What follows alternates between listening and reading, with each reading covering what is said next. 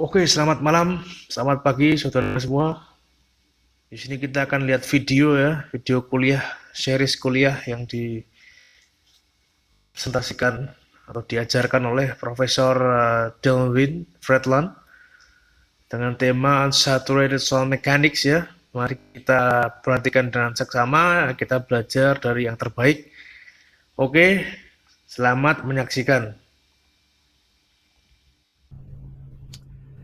Welcome to a series of lectures introducing the fundamentals of unsaturated soil mechanics. My name is Dale Fredlund, and I am Professor Emeritus at the University of Saskatchewan in Saskatoon, Canada. I've been asked to prepare this series of introductory lectures on unsaturated soil mechanics for the International Society of Soil Mechanics and Geotechnical Engineering. The lectures are of a basic nature, intended to introduce unsaturated soil mechanics at the undergraduate and graduate engineering levels in universities. It is also hoped that the notes will be of assistance for the implementation of unsaturated soil mechanics in geotechnical engineering practice. I have prepared a total of 6 lectures. The lecture notes are largely based on the 2012 textbook titled Unsaturated Soil Mechanics in Engineering Practice, published by John Wiley and Sons. Lecture number 1 introduces the subject of unsaturated soil mechanics and shows examples to illustrate practical problems. Lecture number 2 presents the fundamentals of state variables and their measurement. This is the starting point for an applied science in soil mechanics. Lecture number 3 describes the constitutive relationship known as the soil-water characteristic curve, or the SWCC, also referred to sometimes as the water retention curve. Lecture number 4 deals with water flow through unsaturated soils. Lecture number 5 deals with shear strength and solutions. Lecture number 6 deals with volume change and solutions.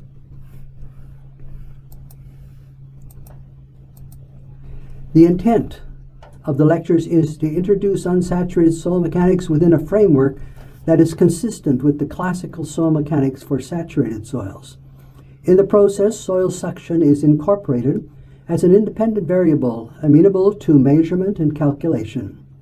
It must be appreciated that there is a limit to the amount of material that can be covered on this broad subject in a few lectures. Unsaturated soil mechanics will be treated as an extension of the phenomenological continuum mechanics approach that has served so well for the application of saturated soil mechanics since its inception in the 1930s. There are 2 synonymous terms that have been used to describe the portion of the soil profile above the water table. These are the vadose zone and the unsaturated soil zone. The latter term is more appropriate for geotechnical engineering. The unsaturated zone can be subdivided into 3 subzones.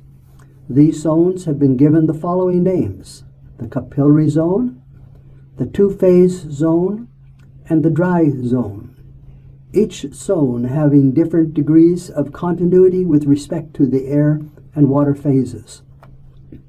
The United States Geological Survey has described the unsaturated soils zone as that portion of the earth between the land surface and the water table. Consequently, the unsaturated zone is more closely related to the stress state in the water phase, that is the negative pore water pressure, than it is to the degree of saturation.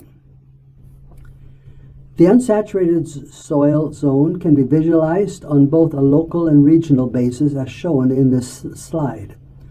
The capillary zone may be close to saturated conditions with the water phase continuous and the air phase discontinuous.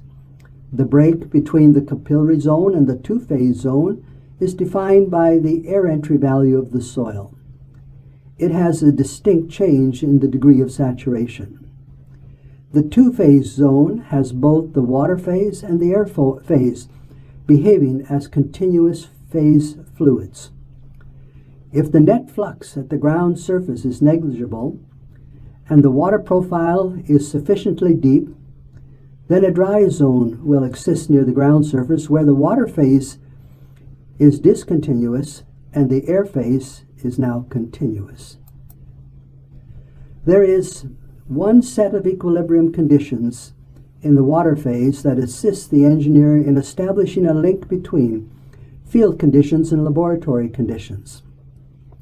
It is the condition where the net moisture flux at the ground surface is zero. Under this condition, the pore water pressure state variable is linear for all types of soil.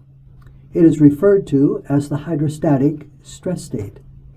It is noteworthy that while equilibrium pore water pressures are linear, the quantification of the amount of water in the soil will reveal two distinct breaks, referred to as the air entry value and the residual conditions. The amount of water in the soil versus the negative pore water pressure or matrix suction constitutes the soil water characteristic curve, or what is referred to as the SWCC. The soil water characteristic curve will later be shown to form a vital link between field conditions and laboratory testing. The reality is that we do not live in a world where the net moisture flux at ground surface is zero.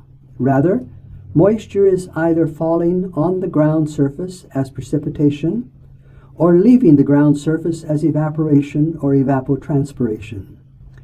This means that the ground surface constitutes a moisture flux boundary condition. The moisture flux boundary condition results in perturbations in the stress state of the soil near the ground surface. Handling the moisture flux boundary condition adds a challenging new dimension to geotechnical engineering applications. The ground surface actually imposes two independent boundary conditions, namely a thermal flux boundary condition and a moisture flux boundary condition. Information on ground surface fluxes are routinely recorded by weather stations, and so weather station information can be viewed as a valuable resource for geotechnical engineers. Recording of rainfall and snowfall conditions provides direct information on downward moisture flux. Temperature, relative humidity, wind speed, and net radiation provide information useful for the calculation of evaporative moisture fluxes. Engineers use climatic weather station data to establish plausible conditions for the future. We say that climate is what we expect to get, while weather is what we actually get.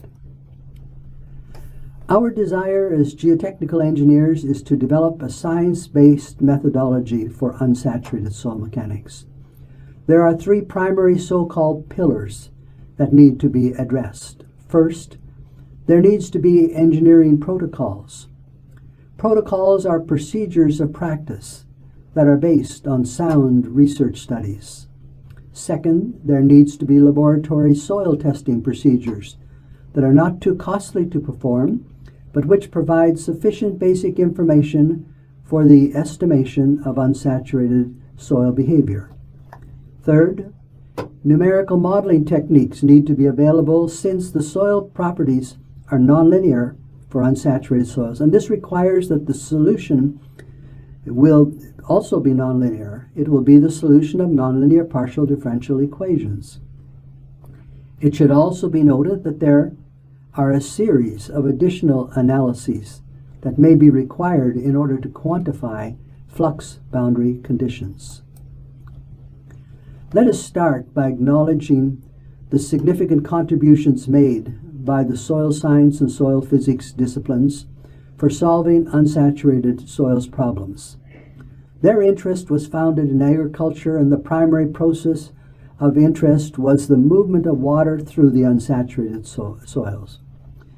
They were the first to measure the soil water characteristic curve and use it to estimate the hydraulic properties such as conductivity and water storage. Agricultural applications started way back in the 1920s. Geotechnical engineers had an interest in water flow through unsaturated soils, but also had an interest in shear strength and volume change of these materials. Their research started in earnest in the late 1950s and 1960s. Slowly it was found that the soil water characteristic curve could be used to estimate the shear strength and volume change properties of our unsaturated soils. The contribution of the soil-water characteristic curve to unsaturated soil mechanics should not be trivialized. Clute in 1965 provided a summary of the complex nature of the soil-water characteristic curve. The soil-water characteristic curve was plotted as the amount of water in the soil versus soil suction. He suggested that the soil-water characteristic curve actually consisted of a family of curves.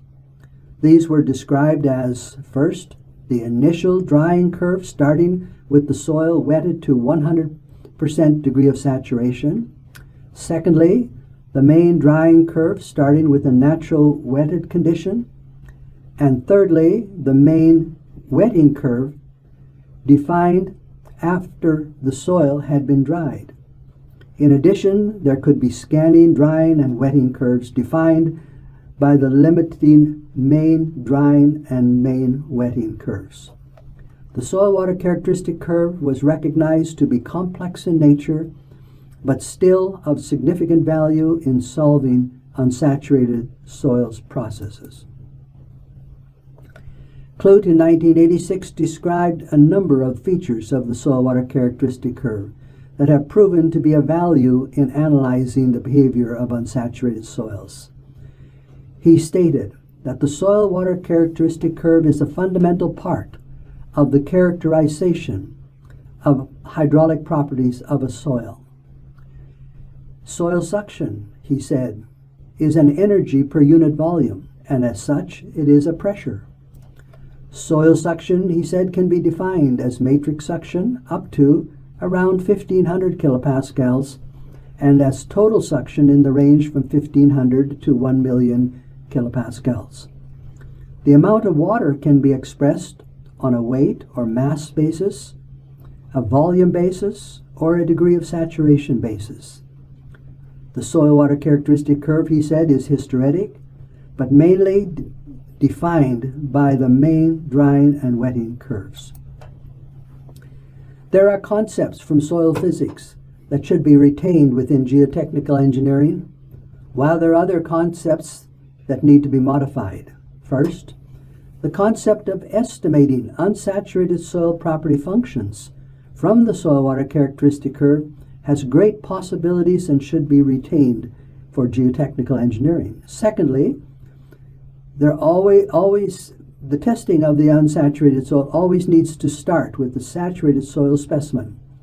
It allows for a standard procedure to obtain, as it were, a thumbprint of the soil property, a main soil property that is very useful to us.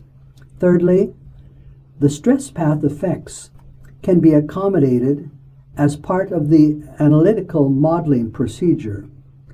Concepts that need to be modified are, first of all, the effect of volume change with suction change needs to be taken into consideration for many geotechnical engineering problems.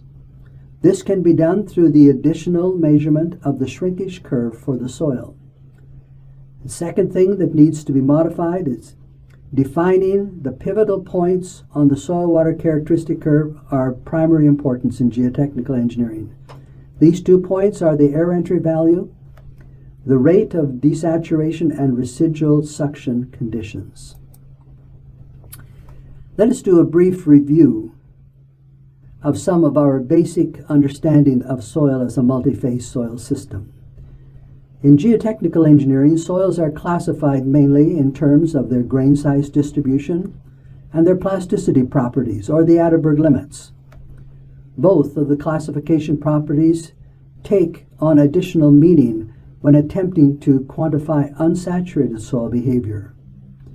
Understanding the interaction of air and water is important for many applications, for example, air dissolving in water. The air-water interface, which is known as the contractile skin, also plays an important role in understanding basic physical behavior of unsaturated soils. The contractile skin, or the air-water interface, is extremely thin but is known to have properties that are different from the contiguous water. Consequently, an unsaturated soil should rightly be referred to as a four-phase mixture, namely a solid particulate phase, an air phase, a water phase, and the contractile skin phase. If we desire to observe the importance of the contractile skin, just form a ball of wet clay soil and watch it change volume as it dries by evaporation to the atmosphere. It is the contractile skin that is responsible for the observed volume change. The volume and mass relations for an unsaturated soil are topics that are covered in soil mechanics textbooks, and I will not elaborate upon them in my lecture. I will simply note that the volume and mass of water in the contractile skin can simply be combined with the overall water phase. However, when considering the stress state equilibrium, the contractile skin must be given consideration as an independent phase. The interaction between the phases of an unsaturated soil, that's the air and water phases, are also important to understand and will be discussed just briefly. Once the specific gravity of a soil is fixed, the most commonly used volume and mass relations can be shown on a single plot of volume variables versus gravimetric water content, as shown in this slide. It can be seen that saturated soils fall along a single line with the degree of saturation equal to 100%. This is the only line of interest in saturated soil mechanics. Also shown is the useful relationship referred to as the basic volume-mass relationship, which relates degree of saturation, void ratio, and water content. There are interactions that take place between the air and water, and these are important in understanding unsaturated soil behavior. One interaction occurs because water has about 2% voids that can be occupied by air, gas. It can be either nitrogen or oxygen as the gases that make up the air we breathe. The voids in water are referred to as cages. While these cages exist, the water still forms a rigid structure that renders the water itself essentially incompressible. The amount of gas that can be dissolved in water is governed by Henry's law. That is, the mass of water is a function of the absolute pressure. For example, changes in barometric pressure also change the amount of gas dissolved in water. A piston and spring analogy can be used to illustrate the complex interaction between air and water. The piston and spring are used to show the immediate volume change of a mixture of air and water. It occurs in accordance with Boyle's law. This is followed by a slower solution process that occurs as further air is dissolved in the water over a period of time. This behavior is analogous to the immediate and time-dependent processes associated with the consolidation of soils. The above example is simply used to illustrate the complex physical interactions that can occur in an unsaturated soil mixture. I previously mentioned that the conventional classification properties of a soil have increased significance when trying to anticipate unsaturated soil behavior. The grain size curve provides information on the percentage of various particle sizes.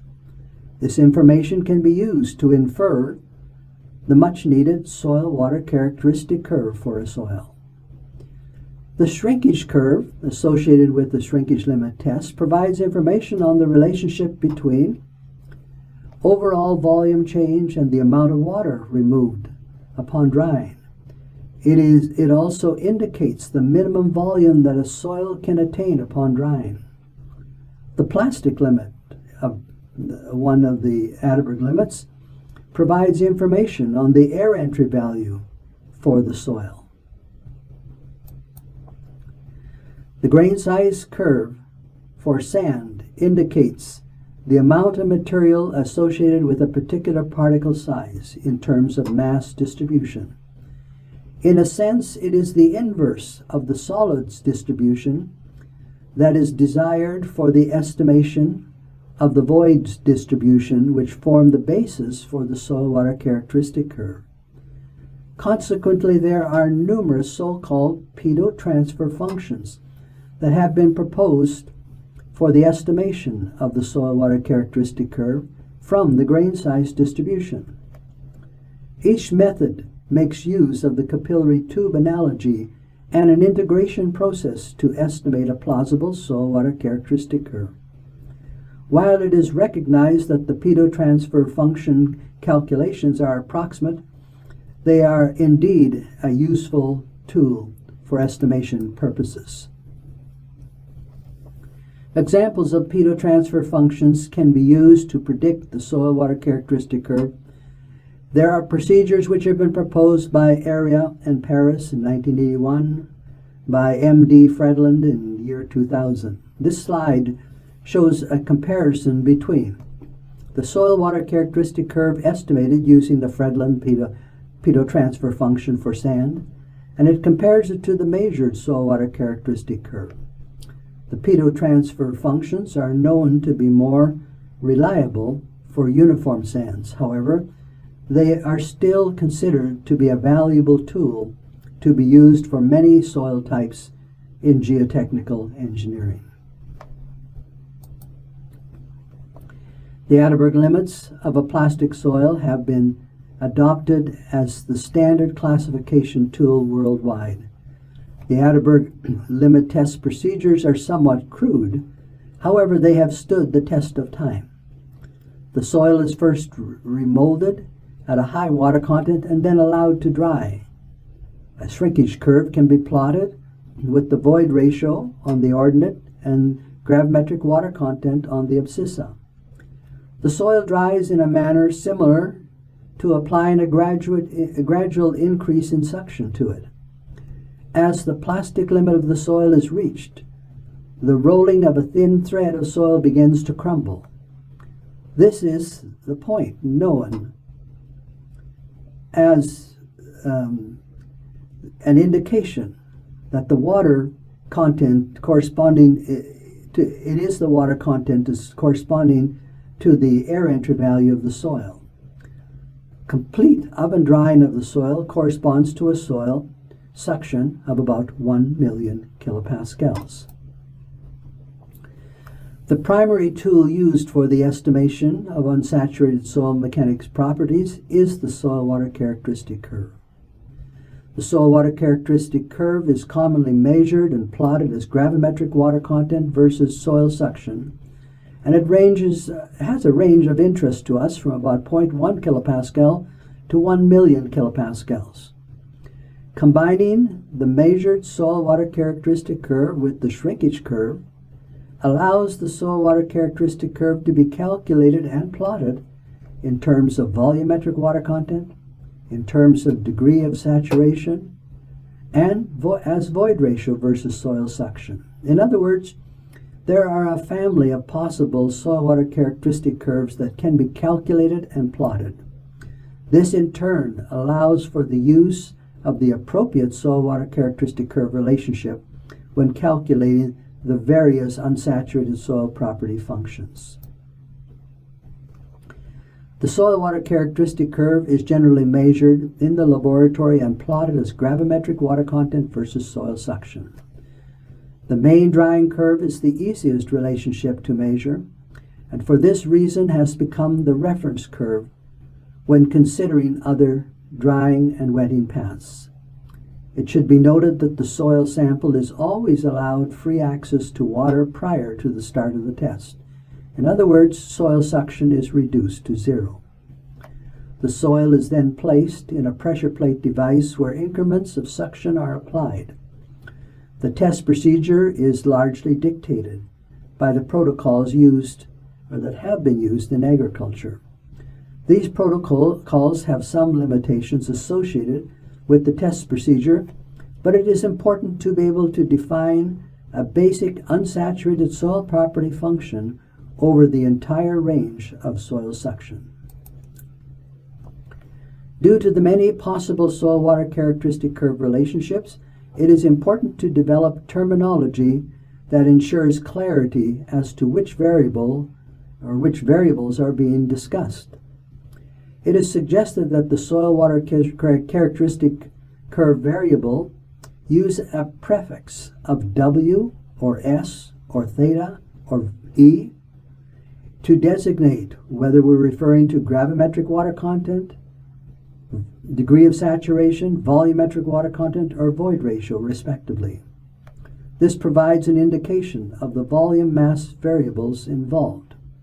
It is also suggested that a suffix be added, the letter I, D, W, DS, or WS, used to differentiate which branch of the drying and wetting curve, a soil water characteristic curve, is being referred to.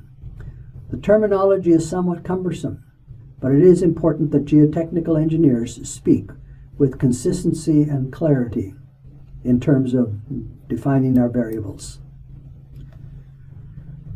The measurement of the soil water characteristic curve and the shrinkage curve are both drying process, following similar suction stress paths. It is possible to combine these results to calculate other volume mass relationships versus soil suction. In so doing, it is possible to separate the contribution of soil suction that goes towards producing volume change and the portion of soil suction that goes towards changing the degree of saturation of a soil. Families of various volume mass soil water characteristic curves can be calculated based on the gravimetric water content soil water characteristic curve and the shrinkage curve. The most important set of curves to calculate are those related to the main drying curve process. Possible relationships that can be calculated from that are void ratio versus soil suction, degree of saturation versus soil suction, and volumetric water content versus soil suction. Each of the volume mass soil water characteristic curves has a particular role to play in understanding unsaturated soil behavior and the estimation of unsaturated soil property functions. It is possible to separate the effects of volume change from changes in degree of saturation of the soil by performing the above-mentioned calculations. The air entry value of the soil should only be determined from the drying degree of saturation soil water characteristic curve. The same is true for the assessment of residual conditions. Estimations of hysteretic effects appears to be best determined from the degree of saturation plot. The assumption is often made that the drying and wetting curves are congruent or they're parallel on a semi-log plot. And this then allows for an estimation of the water entry value for the soil. The question might well be asked, why did it take so long for unsaturated soil behavior to be studied for geotechnical engineering applications? A person might almost come to the conclusion that there was little need for the application of unsaturated soil mechanics. However, this is far from true. Unsaturated soils occur near the ground surface, and the stress state within these soils is undergoing continuous change due to ongoing interaction between the above-ground surface climate and the soil. It is clear that the unsaturated soil behavior is considerably more complex than saturated soil behavior. There are several unsaturated soil application areas that were studied in some detail before a science-based framework emerged for unsaturated soils. One such soil category was that of expansive or swelling soils. A series of expansive soils conferences were started in 1965 in an attempt to draw attention to the serious problems associated with expansive soils. It would take several international conferences before it became apparent that expansive soils were simply one category of a broader subject of unsaturated soils. Expansive soils were generally noted to be of high plasticity, with natural water contents near the plastic limit. Typical problems associated with expansive soils were illustrated at these conferences, along with pictures of cracked buildings. In Canada, for example, houses are built with basements mainly to get around frost conditions. The excavation for the basement unloads the soil, generating a tendency for the soil to subsequently expand upwards. In addition, the removal of surface vegetation and the construction of the house greatly reduces ground surface evaporation and evapotranspiration. Measures are often built into the design of the foundation to compensate for future movement, but all too often movements take place and damage occurs. Damage due to expansive soils are reported to annually result in greater expenditures than all other natural disasters in North America. Residual soils were slow to be recognized as another category of unsaturated soils. These were soils that had weathered from parent rock materials. They were often of low plasticity and were known to not obey anticipated saturated soil concepts. Collapsible soils and compacted soils were also recognized as another important unsaturated soil category, where geotechnical engineers were often called upon to provide solutions. It is noteworthy that compacted soils form by far the largest applications area involving unsaturated soils. Compacted soils are a part of virtually every project undertaken by civil engineers. Consider, for example, the design and construction of roadway embankments and earth-fill dams. Excessive long-term rainfall is often found to raise the phreatic line and increase the pore water pressures in the upper portion of the dam, thus reducing the factor of safety and even producing failures of the dam in some cases. Natural slope failures are a serious problem in many countries of the world. Failures commonly occur following periods of extended moisture infiltration at the slope surface.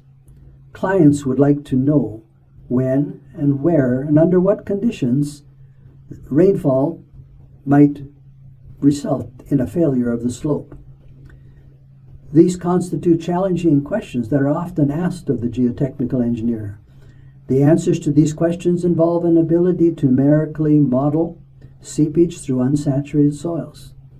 Real-time climate conditions become the boundary conditions for the problem of predicting slope failures. Soil cover systems have become a much-used solution in the mining industry for the control of chemical movement into underlying groundwater systems. The soil cover must be able to store water during periods of excessive rainfall, while subsequently releasing the water back into the atmosphere through evaporation. Their functionality has given rise to the name store and release cover systems. Records of past precipitation, rainfall, and temperature conditions become the boundary conditions for modeling the behavior of soil covers into the future. The advent of the computer has brought about the ability to numerically model moisture flux boundary conditions. For this reason, the analysis is referred to as a boundary value problem. The seepage analysis for unsaturated soils involves being able to derive the physical relationships related to a single element of a continuum. This element is referred to as a finite element, and the mathematical equation describing the physics of behavior takes the form of a partial differential equation, which is referred to as a PDE. Now, the PDE is generally nonlinear since the soil properties for seepage are nonlinear equations. As a result, the solution requires an iterative process, and the computer becomes a necessary tool for solving problems. The equation at the bottom of this slide is a partial differential equation. for unsaturated and for saturated flow of water through a porous media. There are two soil properties that are required in order to solve this equation. These are the permeability function, K sub W, which is primarily related to the degree of saturation, and the water storage function, M2W, which is related to the volumetric water content of the soil. Further explanations related to solving these equations will be given in the lecture on flow through unsaturated soils. The last three slides are meant to show, on a broad scale, the relationship between the soil water characteristic curves and the soil property functions. The first slide shows that the permeability function is obtained by starting with the saturated coefficient of permeability and integrating along the degree of saturation soil water characteristic curve. And this will give us the permeability function. It is noticed that the integration process commences at the air entry value of the soil. Only the permeability soil water property function needs to be defined when solving steady-state seepage problems. The water storage function must also be defined when solving transient or unsteady-state seepage problems. The water storage function is obtained by differentiating the volumetric water content soil water characteristic curve. Once again, the water storage function can be seen to be highly nonlinear. Clearly, the soil water characteristics curves play a pivotal role in the estimation of unsaturated soil properties. The next slide illustrates the generation of a finite element mesh for an earth-fill dam. The dam consists of two materials, namely a lower permeability core material surrounded by a more pervious shell material. The solution is shown for steady-state seepage conditions. The contours in the uppermost cross-section show the dissipation of hydraulic head conditions throughout the saturated and unsaturated core and shell materials.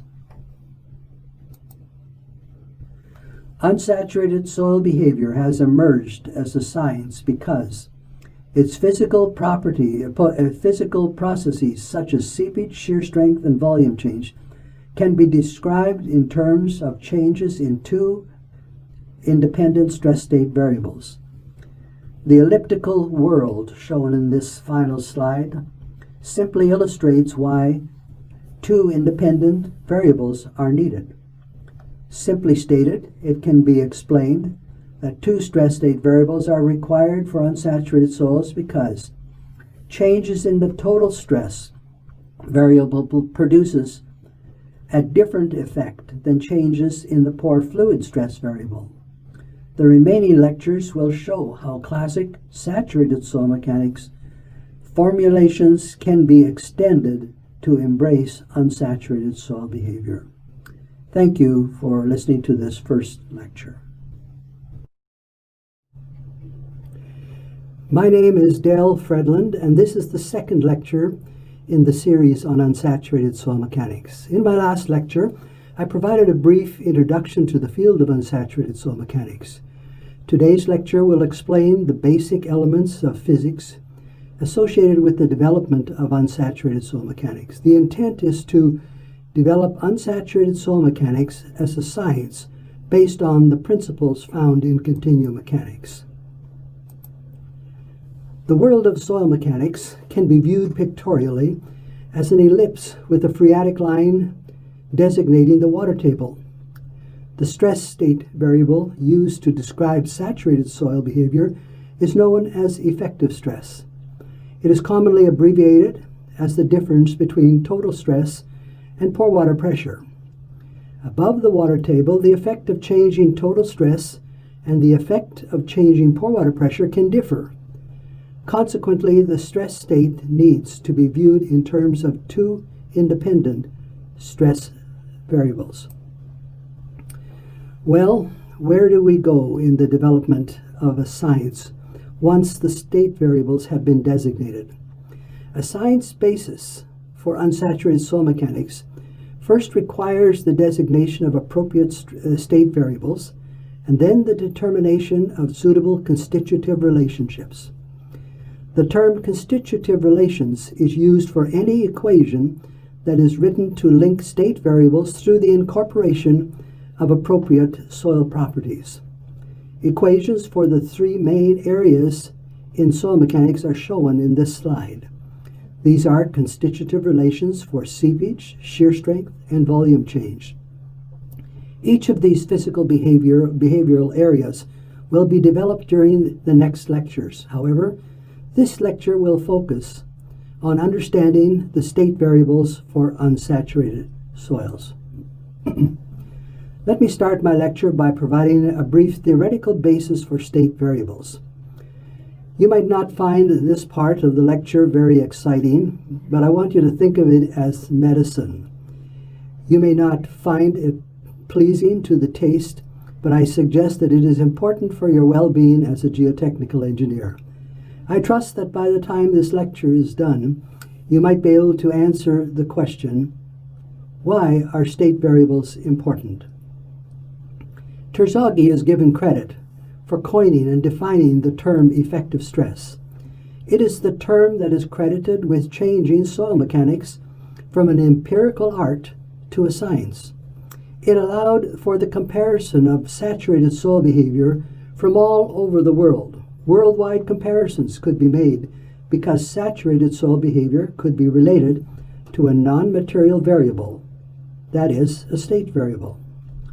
Feng, a common author in continuum mechanics, was a researcher who later assembled a wide range of material behavior within the context, a single context, and it was called continuum mechanics. State variables form the basic building blocks for the development of a science for a single phase or a multi-phase material. A logical question to ask is there a theoretical basis for state variables? And the answer appears to be found in the application of the two most important conservative laws of physics, namely, the conservation of mass and the conservation of energy. Consideration of the conservation of mass leads us to the selection of deformation state variables. The deformation state variables allow for the mapping of movement of either single or multi-phase systems. Consideration of the conservation of energy through the application of Newtonian force equilibrium allows for the determination of likely stress state variables. The equilibrium of saturated and unsaturated soil systems can be determined through the superposition of what is known as coincident equilibrium stress fields. Equilibrium considerations must start with a legitimate free body diagram. Unfortunately, a wavy plane through the contacts between particles does not constitute an acceptable free body diagram for force equilibrium. Historically, this has been attempted, but an acceptable free body diagram must be multidimensional and have unbiased, smooth sides, according to Feng's writings in 1965. Let us consider several possible types of materials, starting with a one-phase solid, such as concrete or steel. In undergraduate classes on strength of materials, our students are taught about a stress tensor that contains total stresses along with the trace of the tensor and shear stresses for the remaining components. This is the starting point from which a science can be developed for a one-phase solid. The source of this stress tensor comes from equilibrium considerations of the one-phase solid material. The tensor is known as the stress state at a point in the continuum. Similarly, consideration of the conservation of mass leads to a deformation tensor, as shown in this slide. Along the trace of the tensor are normal strain variables, which can be added together to give the overall volumetric strain. There are also 6 shear strain components in the tensor. The lower part of the slide shows that the conservation of mass and continuity must be satisfied when the material under consideration have additional phases. For example, there could be the air phase and the water phase. A saturated soil is a two-phase system. Terzaghi in the 1930s noticed that it was the difference between the total stress field and the pore water pressure field that gave rise to a variable of great value for describing the physical behavior of a saturated soil. The resulting variable was called effective stress, as I have mentioned. This variable is often written in the form of an equation. However, a more accurate and complete picture of effective stress shows the stresses as a trace of the tensor, since effective stress applies in three coordinate directions. It is noteworthy that the effective stress component appears in the x, y, and z directions of the equilibrium equations for the soil structure of a two-phase solid system. The components of the stress state for a saturated soil can be shown as the surface tractions from the equilibrium equations for the soil structure. When the stress components of the stress tensor are shown on a cube, they can be designated as the stress state at a point for a saturated soil. This illustrates why effective stress is such an important starting point for the development of a science-based soil mechanics for saturated soils. Time does not permit the derivation of the equilibrium considerations for an unsaturated soil as a multi-phase system. Such an analysis was published by Fredlund and Morgenstern in 1977. The analysis showed that two separate or independent stress tensors could be extracted from the equilibrium equations for the soil structure, written in the Cartesian coordinate directions. The tensors shown in this slide are referred to as the net normal stress tensor and the matrix suction or soil suction tensor. Two independent stress tensors are required to define the stress state for an unsaturated soil. One of the reasons that two tensors are required lies in the fact that one tensor is always isotropic in nature, while the other can be anisotropic or maintain shear.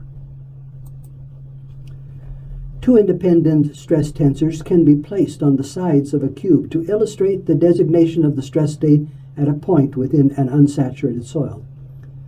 This forms the general stress state description for an unsaturated soil. It should be noted that it is devoid of soil properties. It is important to note that there is a smooth transition between the stress state designation for an unsaturated soil and a saturated soil, and vice versa. When a soil becomes saturated, the pore air pressure becomes equal to the pore water pressure, and the matrix suction term goes to zero. As a consequence, the matrix suction tensor disappears, and the stress state designation becomes that required for a saturated soil.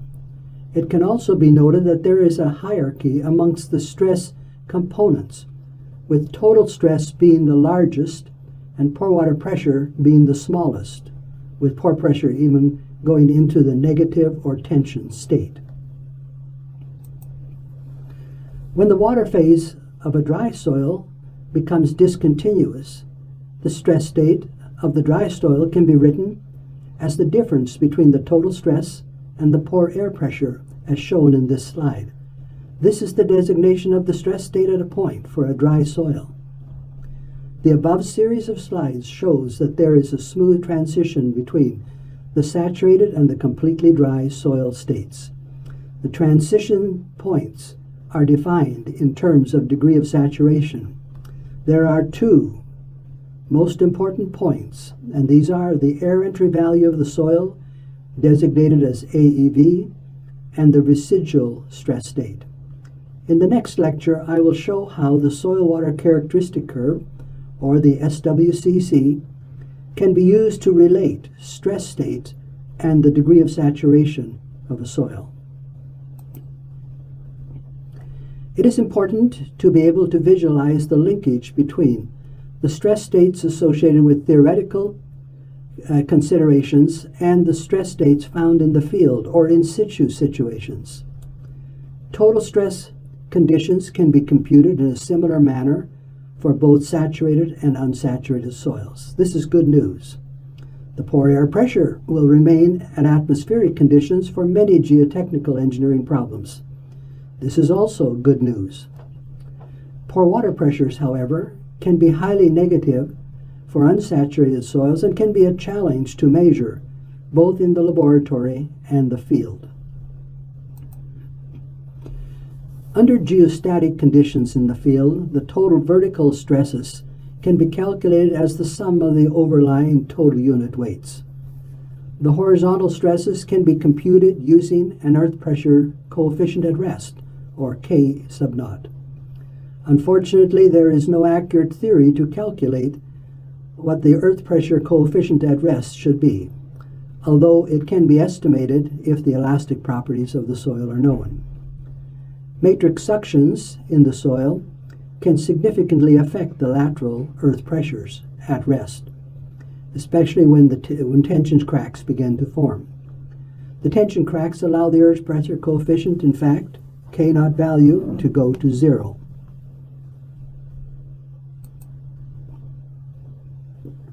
Under sloping ground conditions, the total vertical stress state can be computed by switching on gravity forces through use of the unit weight of the soil. The complete stress state is computed for every point in the continuum. All components of total stress state can be plotted and contoured. This slide simply shows contours of the vertical total stresses. Under sloping ground conditions, the total horizontal stresses can only be calculated based on an understanding of the soil properties such as Young's modulus of elasticity and Poisson's ratio. The calculation of total stress fields is often made more difficult because sloping surfaces are usually the result of a series of soil excavations or the placement of fill. The stress state at any point within a soil mass can be plotted on a Moore diagram, or maybe it should be called an extended Moore diagram. The Moore diagram needs to be extended into a third dimension when unsaturated soils are involved. In other words, the matrix suction variable renders the Moore circle diagram a three-dimensional plot. Moore circles can be plotted in a usual manner at a specific suction value. It is also possible to write the stress invariance for an unsaturated soil. Since there are two independent stress tensors, there can be twice as many stress invariants. In other words, first, second, and third stress invariants can be written for the first and second stress tensor.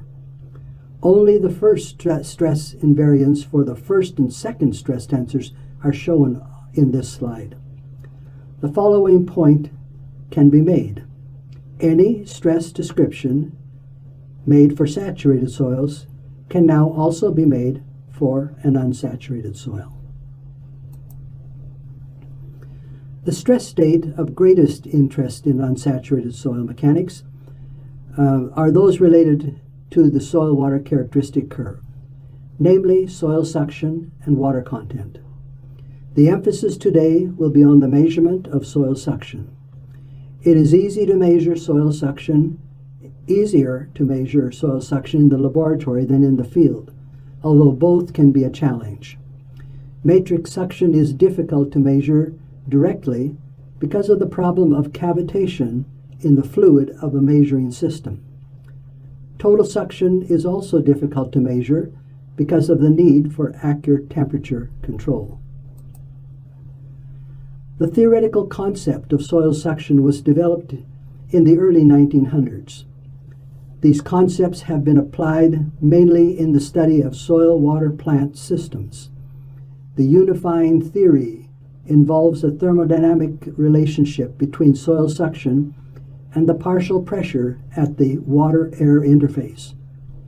Total suction can be related to the relative humidity in the soil through the application of the universal gas law as shown in this slide. there appears to be only two main variables that affect the partial pressure in the air adjacent to the water surface. These are the tension in the water phase and the amount of salts in the pore water. The thermodynamic equation presented in the previous slide can be plotted to illustrate the relationship between relative humidity and soil suction. The total suction scale on the abscissa is plotted in this diagram from 100 kilopascals to 1 million kilopascals. It should be noted that the relative humidity of the soil does not decrease significantly until almost 10,000 kilopascals. The matrix suction range of greatest interest in geotechnical engineering usually ranges from about 1 kilopascal to 1500 kilopascals. Matrix suctions below 1500 kilopascals are referred to as being in the low suction range. Relative humidity changes are extremely small in this range. There are two components that combine to form total suction. These are, first, the matrix suction defined as the difference between the pore air and pore water pressures, and secondly, osmotic suction. The matrix suction is of greatest interest in geotechnical engineering in the suction range below 1500 kilopascals, and total suction is of greatest interest in the high suction range, that is greater than 1500 kilopascals. In the next lecture, the lecture number 3, I will discuss the use of the soil water characteristic curve and explain that the suction axis generally has matrix suction plotted in the range of suctions up to 1500 kilopascals and total suction plotted on the same axis for suctions greater than 1500 kilopascals.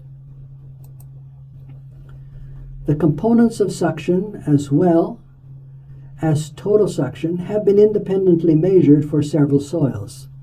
Typical results are shown on this graph. Total suctions were measured using psychrometers, while matrix suctions were measured using the axis translation technique. Osmotic suctions were measured by squeezing the pore fluid from the soil and measuring its electrical conductivity.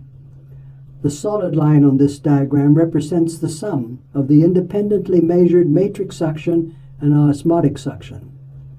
The results indicate that the measured values for the individual components of suction are quite consistent with the measurement of total suction.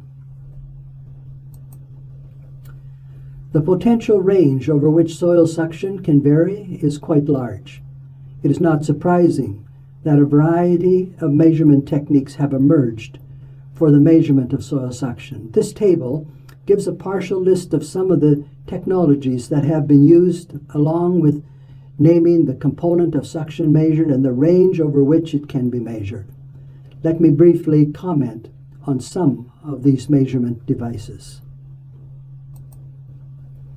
The conventional tensiometer has been extensively used in agriculture for field measurements of matrix suction.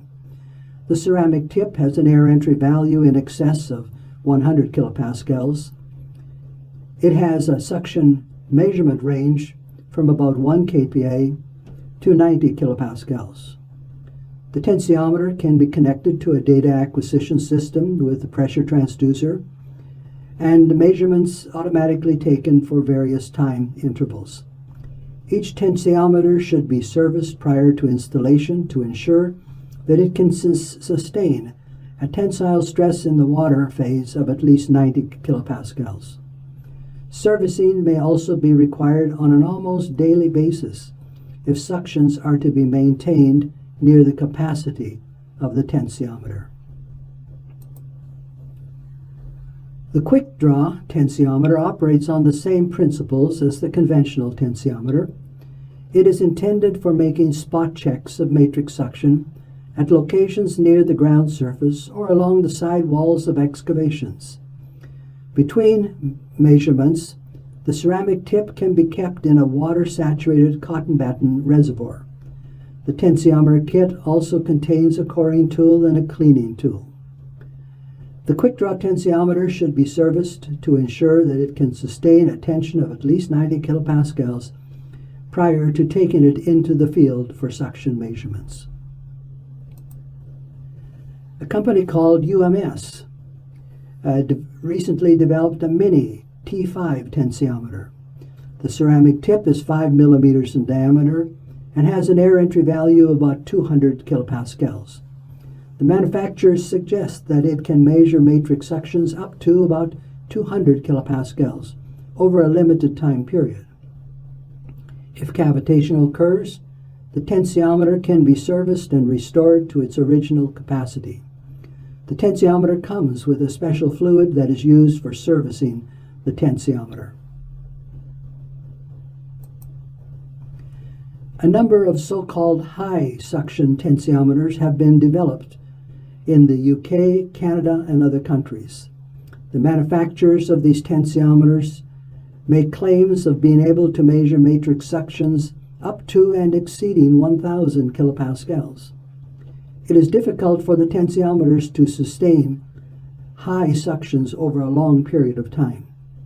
The water in the compartment below the 15-bar ceramic stones are initially serviced through use of a cycling high prepressurization of the water. These tensiometers work quite well in the laboratory where they can be reserviced following cavitation. Researchers at Nanyang Technological University in Singapore developed a high suction tensiometer that could be mounted on the side of a triaxial specimen. This negated the need to use the axis translation technique when testing soils with matrix suction values greater than 100 kilopascals. It was found that matrix suctions greater than 200 kilopascals could be sustained for at least 1 week while the soil specimens were being tested in shear. Laboratory pressure plate apparatuses can be used to measure matrix suctions well in excess of 100 kilopascals. The maximum suctions that can be measured depend mainly on the air entry value of the ceramic disc in the pressure plate apparatus. The axis translation technique allows the air pressure or the atmospheric pressure to be elevated. In this way, the water pressure in the measuring system remains positive, preventing cavitation. The pressure transducer mounted in the base of the pressure plate apparatus allows the ambient air pressure to be elevated to a point where the water pressure is near zero or even in a positive range. Both the air and water pressure are thus translated on the same scale. The following slide shows some typical matrix suction measurements made in the laboratory using the axis translation device. The slide shows the results of axis translation measurements on 4 samples of highly plastic Regina clay. The suction measurements range from 40 kilopascals to 410 kilopascals. Each measurement took from 1 hour to 8 hours for matrix suction equalization to take place. Attempts to circumvent problems related to water cavitation have led to the development of other devices such as the thermal conductivity suction sensors. In this case, a heat pulse is generated near the center of a specifically designed ceramic stone. Thermal conductivity measurements are calibrated against the applied matrix suction. The ceramic stone is about 2.5 centimeters in diameter and has a low air entry value, typically less than 10 kilopascals. The temperature rise in the ceramic stone is a function of the degree of saturation of the ceramic stone. The sensor measurement is referred to as an indirect measurement of matrix suction. A typical measurement of matrix suction is shown on the next slide. In this case, the thermal conductivity suction sensor was placed in each end of an undisturbed Shelby tube sample of Regina clay. One of the sensors was initially dry, while the other sensor was initially saturated with water. This meant that one of the thermal conductivity sensors needed to take on water as it came to equilibrium with the water in the surrounding soil. The other sensor needed to give off water as it came to equilibrium with the water in the surrounding soil. After a couple of hours, both sensors registered a matrix suction value of approximately 170 kilopascals. Let me conclude this lecture with a few comments about the measurement of total suction and osmotic suction. It is important to remind ourselves that most theoretical formulations used to solve practical engineering problems are done with matrix suction as the stress state variable. Total suction is mainly of interest with respect to analyzing problems related to actual evaporation from soil surfaces. High total suction measurements also complete the suction range for the soil water characteristic curve. Total suction is related to the vapor pressure or relative humidity in the soil. Mention is briefly made of some of the measuring systems that are available for total suction. These are two types of psychrometers and the chilled mirror potentiometer. And also the filter paper technique can be used for measuring total suction. These methods rely on either direct or indirect measurements of relative humidity. The main component of a Peltier psychrometer is the thermocouple, which is comprised of two differing materials. Passing a current through the thermocouple results in a small drop of water being condensed on the thermocouple tip. The rate of evaporation is measured, and it becomes the measure of relative humidity in the soil, which in turn is related to total suction through the gas law. A constant temperature environment is required for accurate measurements of total suction with the psychrometer. Filter paper has a relatively constant relationship between vapor pressure and its water content. The calibration curve for one brand of filter paper is shown in this slide. If a disc of filter paper is placed above a soil sample within a sealed container, the filter paper will come to equilibrium with the total suction or vapor pressure in the soil sample. This process may take up to 1 week for complete equalization to occur. The chilled mirror water potentiometer measures the dew point on a small soil sample. The dew point allows a direct measurement of the total suction of the soil. If a small soil sample and the measuring device are at the same temperature, measurements of total suction can be made within a matter of minutes. The shorter time required for the measurement of total suction has made this device a popular laboratory device for the measurement of total suction. The device appears to give reproducible and accurate results in the range of total suctions from 1,000 kilopascals to near 1 million kilopascals. Osmotic suction is a function of the amount of salts in the free pore water. A high pressure squeezing device can be used to squeeze a few cc's of water from a soil sample. The electrical conductivity of the pore water can be measured using an electrical conductivity meter. There is a direct relationship between electrical conductivity and osmotic suction, as shown by the equation on this slide. Fortunately, this relationship does not have a significant dependency on the type of salts in the pore fluid. This lecture has focused mainly on the measurement of matrix suction as a stress state variable, since it is of greatest significance for the implementation of unsaturated soil mechanics into geotechnical engineering. There are other state variables such as water content that are also important to be measured. However, time does not permit coverage of all possible state variable measurements. The next lecture will describe the meaning and importance of the soil water characteristic curve, commonly referred to as the SWCC. Thank you. My name is Dale Fredlund, and this is the third in a series of lectures on unsaturated soil mechanics. Today's lecture introduces a constitutive relationship, or a family of relationships, that are pivotal to our understanding of unsaturated soil mechanics. It is called the soil water characteristic curve, SWCC, or the water retention curve.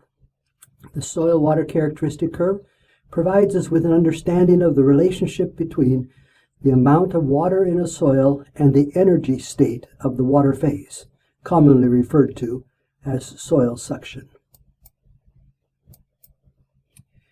Much of our understanding associated with the soil water characteristic curve comes from earlier research in soil physics and agriculture.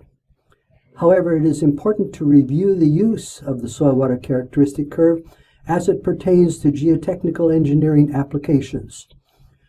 The soil water characteristic curve provides information on the amount of water in the soil and the energy state in the water phase. Geotechnical engineers must become familiar with the laboratory measurement procedures for obtaining the soil water characteristic curve, and also the best procedures for best fitting and interpreting the soil water characteristic curve data. The soil water characteristic curve is important for the determination of unsaturated soil property functions. Estimation procedures for unsaturated soil property functions have proven to be satisfactory for most geotechnical engineering applications. I would like to start by asking a series of questions related to the soil water characteristic curve. Question number 1. How should the amount of water in the soil be quantified? Should it be as gravimetric water content, volumetric water content, or degree of saturation, or does it matter? Question number 2. Are there different ways of quantifying the amount of water in the soil for different estimation procedures? Question number 3. What is the effect of overall volume change on the interpretation of laboratory measured soil water characteristic curve data? Question number 4. What influence does initialization of stresses at the start of the soil water characteristic curve test have on the interpretation of the test data? Question number 5. What components of soil suction are plotted on the soil water characteristic curve? Question number 6. How is hysteresis associated with the soil water characteristic curve taken into consideration for various geotechnical engineering applications? Question number 7. What is the primary soil water characteristic curve information that is used when solving geotechnical engineering problems? I will attempt to answer these questions during this lecture. The soil water characteristic curve, or the SWCC, is introduced as a single drying or desorption curve as soil suction is increased from a low value that may be a fraction of 1 kilopascal up to a maximum value of 1 million kilopascals. However, in reality, the soil water characteristic curve is a family of curves because of hysteretic effects and soil suction reversals. If the soil does not undergo volume change while drying from near saturation conditions, the drying SWCC reveals two distinct transitions. The first break in curvature reveals the air entry value, and the second break reveals the start of residual conditions. The amount of water in the soil is generally measured as gravimetric water content in the laboratory. However, the breaks in the soil water characteristic curve should more correctly be interpreted in terms of the degree of saturation changes. The drying soil water characteristic curve should be studied within the context of all volume mass relationships for a soil. If the soil undergoes volume change or void ratio change as suction is increased, then it may not be possible to detect the true air entry value for the soil unless the soil water characteristic curve is plotted in terms of degree of saturation. Determination of the true air entry value for a soil is important since it depicts the suction level at which a soil transitions from saturated soil behavior to unsaturated soil behavior.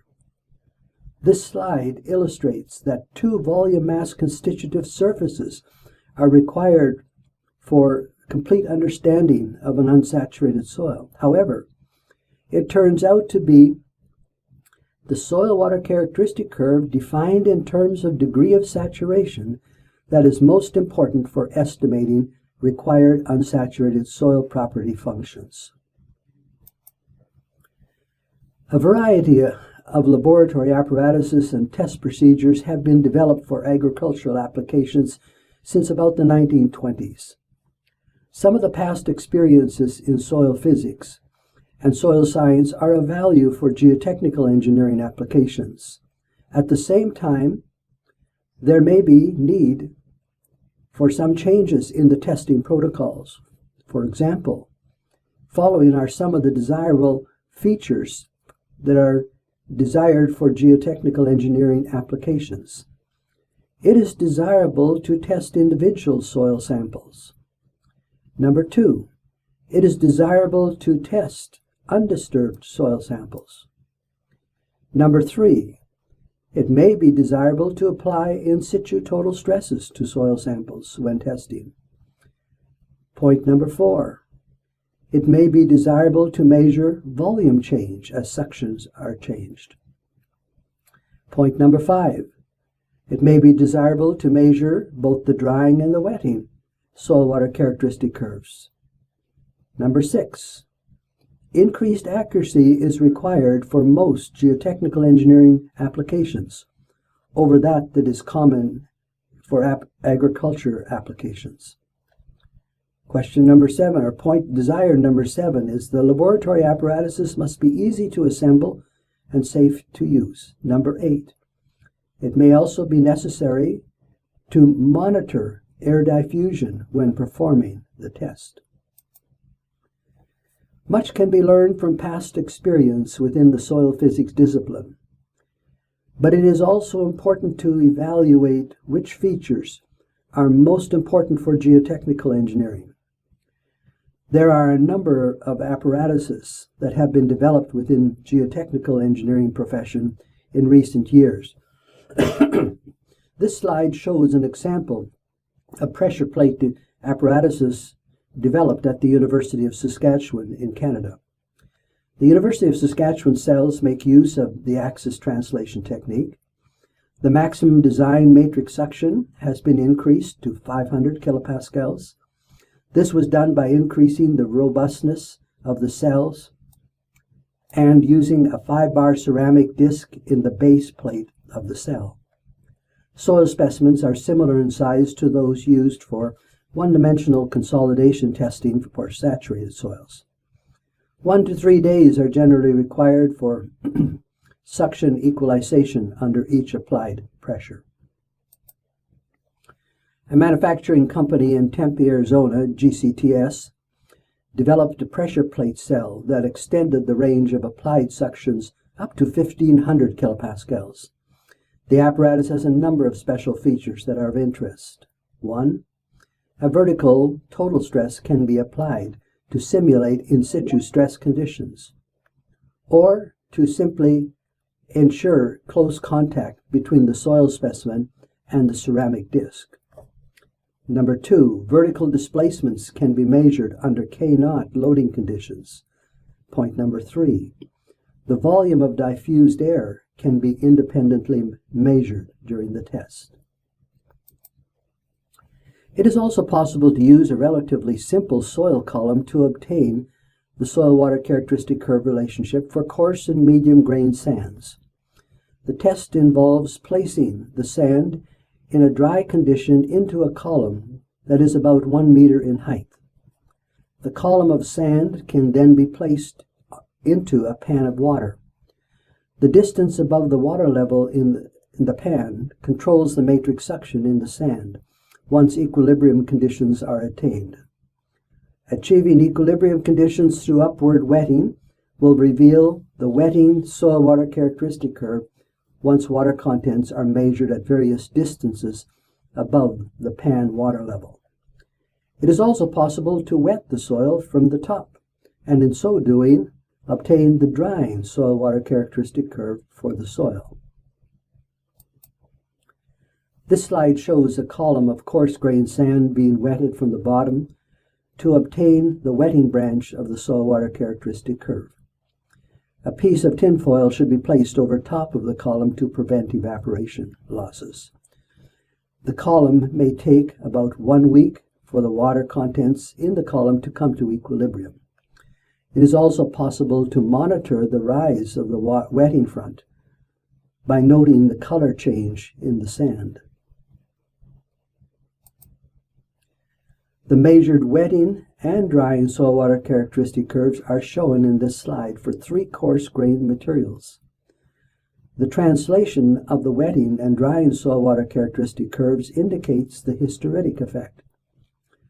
The soil water characteristic curves measured in the simple column test have been shown to be similar to test results obtained when using a pressure plate apparatus. The relationship between water content and total stress can be obtained through vapor pressure equalization of small soil samples placed in a controlled relative humidity environment.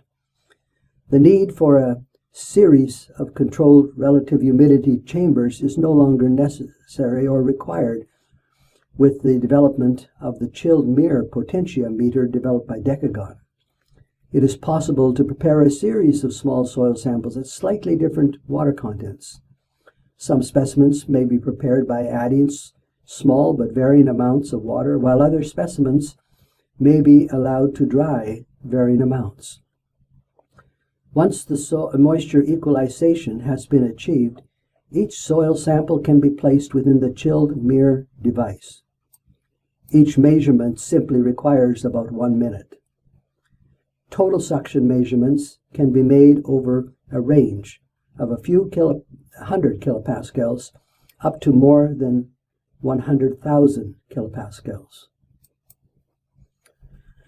An understanding of the soil water characteristic curve is of significant importance to geotechnical engineering because essentially all unsaturated soil property functions can be estimated from the soil water characteristic curves.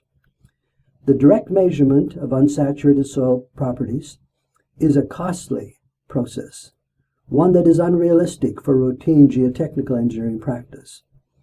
While procedures for the estimation of unsaturated soil property functions may not appear to be a perfect solution, the estimation protocols have been repeatedly shown to be adequate for most geotechnical engineering applications.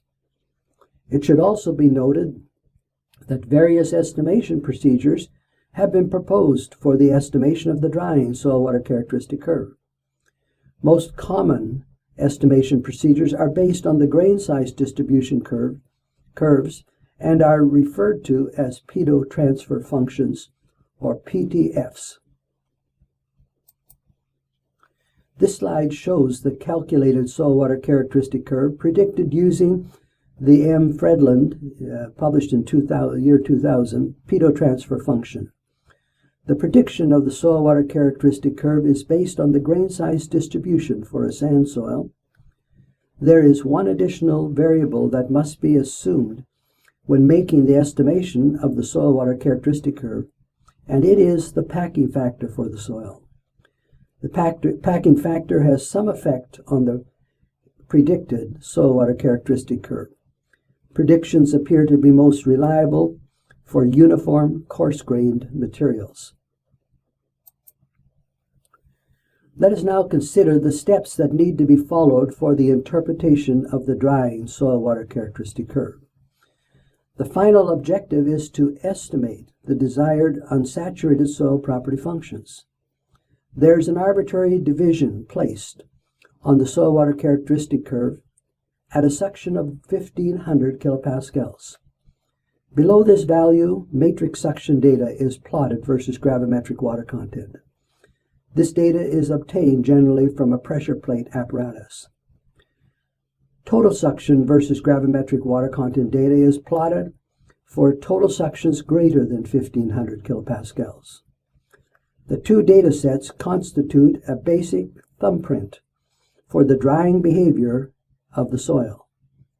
Next, the intent is to find an equation that can be used to best fit the two data sets over the entire suction range. Most soils show a typical S-shaped sigmoidal behavior on a semi-log plot. Some soils have a bimodal shape.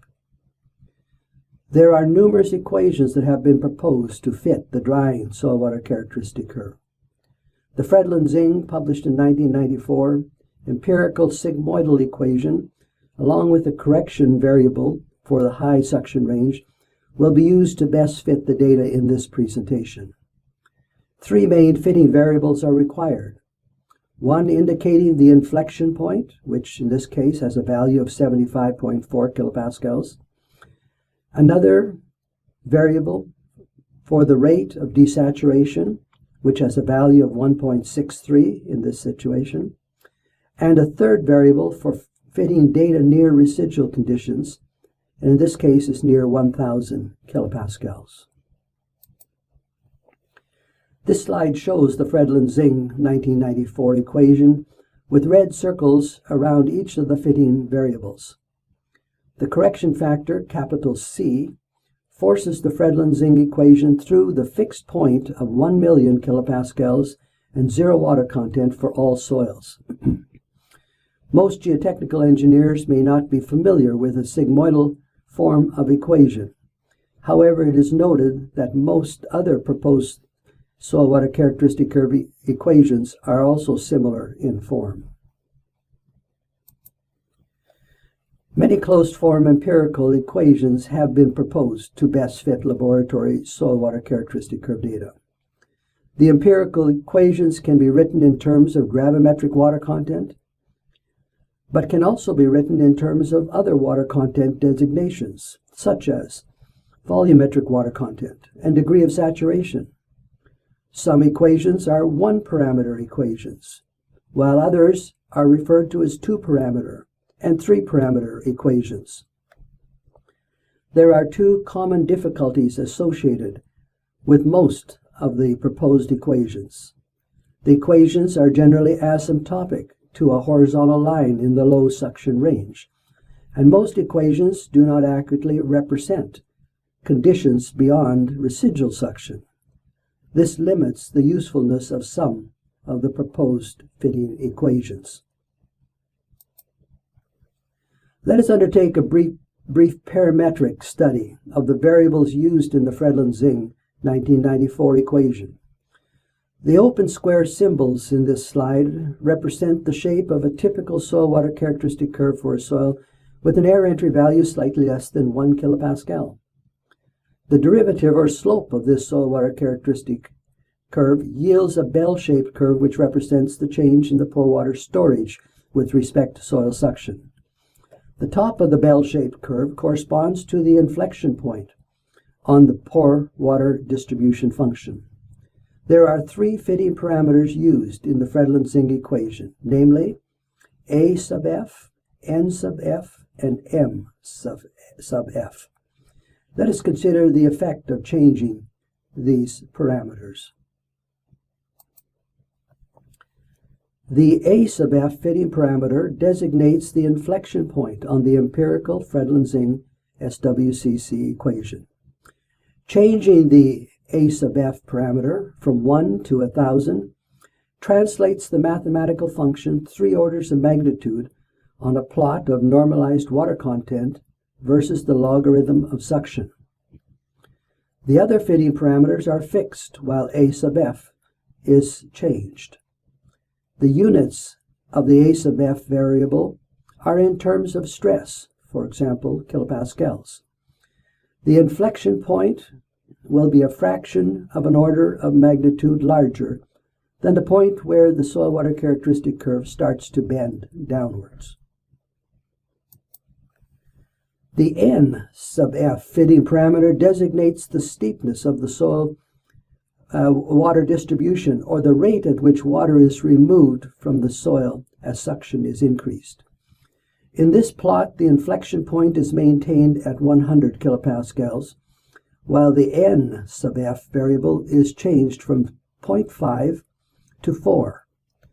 A low N sub F value signifies a gradual removal of water as soil suction is increased, while a high N sub F value signifies a rapid removal of water once the soil starts to desaturate.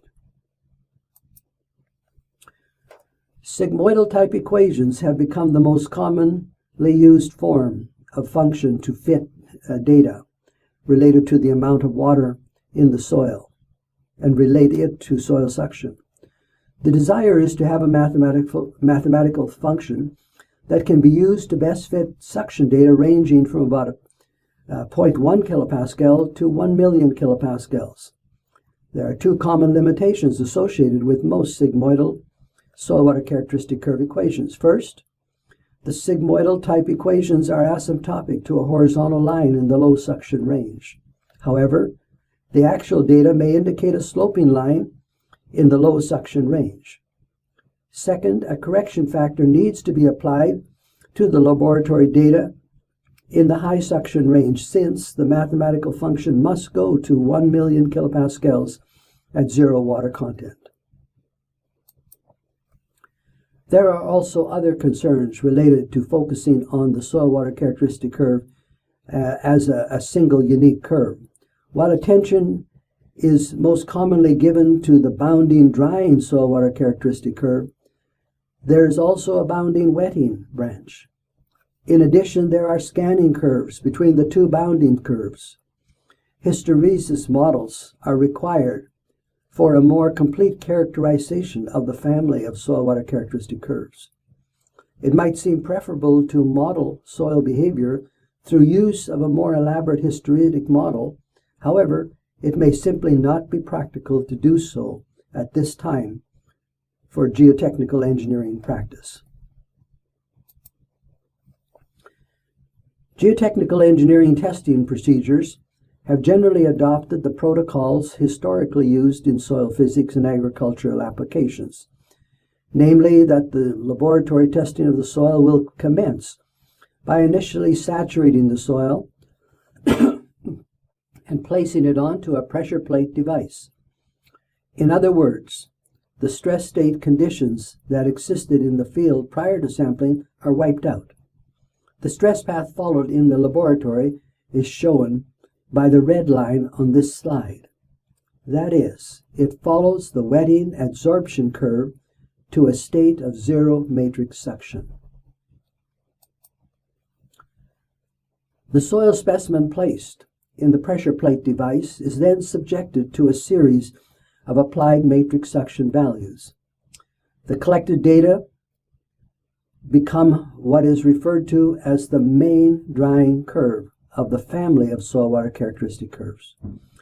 The main drying curve becomes a reference curve from which other members of the family of soil water characteristic curves are defined. The initial drying curve corresponds to the case where the soil specimen is initially forced to start at a degree of saturation of 100%.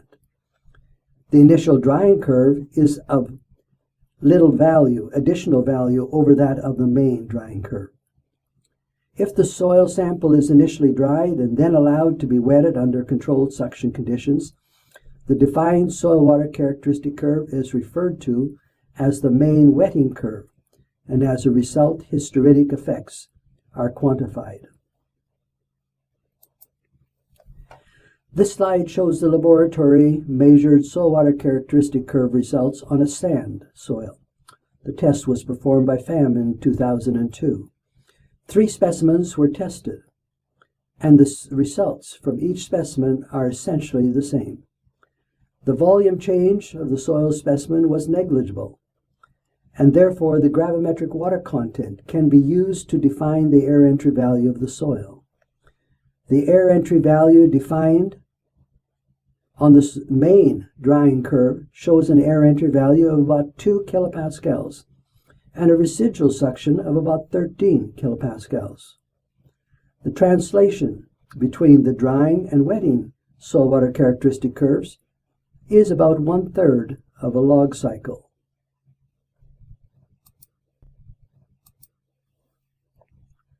The soil water characteristic curves on 3 specimens of a silt soil were also measured by FAM in 2002, and the data are presented in this slide. Once again, the results show consistent results between the specimens tested. The air entry value for the silt was about 10 kilopascals, and the residual suction was about 120 kilopascals. The hysteresis between the main drying curve and the main wetting curve are about 1/3 of a log cycle. Each of the above-mentioned tests required about 2 months to perform. A complete testing program for the drying and wetting soil water characteristic curves is time-consuming and may not be practical for most geotechnical engineering projects. The primary information required by the geotechnical engineer is the air entry value of the soil and residual conditions. That is the primary information required. A large-scale 1G sloping surface model with plastic sidewalls was instrumented with tensiometers for suction measurements and TDR probes for volumetric water content. The test was performed at Nanyang Technological University in Singapore. The measured data shows the response of the instrumentation to changed moisture surface fluxes that were applied. Measurements were made at 3 sections of the model. The measured results show the drying soil water characteristic curve when the soil was subjected to a drying process, followed by the wetting soil water characteristic curve when moisture was applied. The results verified that drying and wetting hysteresis curves were followed quite closely during both processes. FAM in 2002 undertook a search of laboratory measured test results where both the drying and wetting soil water characteristic curve branches were measured on a variety of soils. The drying and wetting loops of the family of soil water characteristic curves were found to be generally congruent in character. In other words, the drying and the wetting soil water characteristic curves were approximately parallel to one another on a semi-log plot. Sand and silt soils showed quite consistent hysteresis loops. The average hysteresis loop for a sand was about 25% of a log cycle. The average hysteresis loop for a silt was less consistent, with a value of about 50%. Increases in the plasticity of the soil gave rise to more scatter in terms of the magnitude of the hysteresis loop. If there is overall volume change as soil suction is increased, then it is necessary to separate the effects of void ratio change from changes in degree of saturation. When this separation is made, it is possible to improve the accuracy associated with the estimation of unsaturated soil property functions. The separation between volume change and degree of saturation change can be made through the use of the shrinkage curve for the soil. Estimation procedures for the assessment of unsaturated soil property functions have generally been found to be adequate in geotechnical engineering applications. The relationship between gravimetric water content and soil suction is generally measured for the drying curve on the pressure plate apparatus. A similar drying suction path can be followed by measuring the shrinkage curve for the soil. The shrinkage curve defines the relationship between void ratio and gravimetric water content. These two data sets allow for the calculation of all other volume mass properties versus soil suction for the drying curves. Soil specimens used for testing on a pressure plate apparatus are typically about 7 centimeters in diameter and about 3 centimeters in height. The soil specimen might be taken from an undisturbed sample from a Shelby tube, or it might be compacted in a mold. A smaller soil specimen can also be prepared for performing a shrinkage curve test. That specimen is commonly about 3 centimeters in diameter and about 1 centimeter in height. The soil water characteristic curve specimen and the shrinkage curve specimen are initially allowed to absorb water until the matrix suction is 0.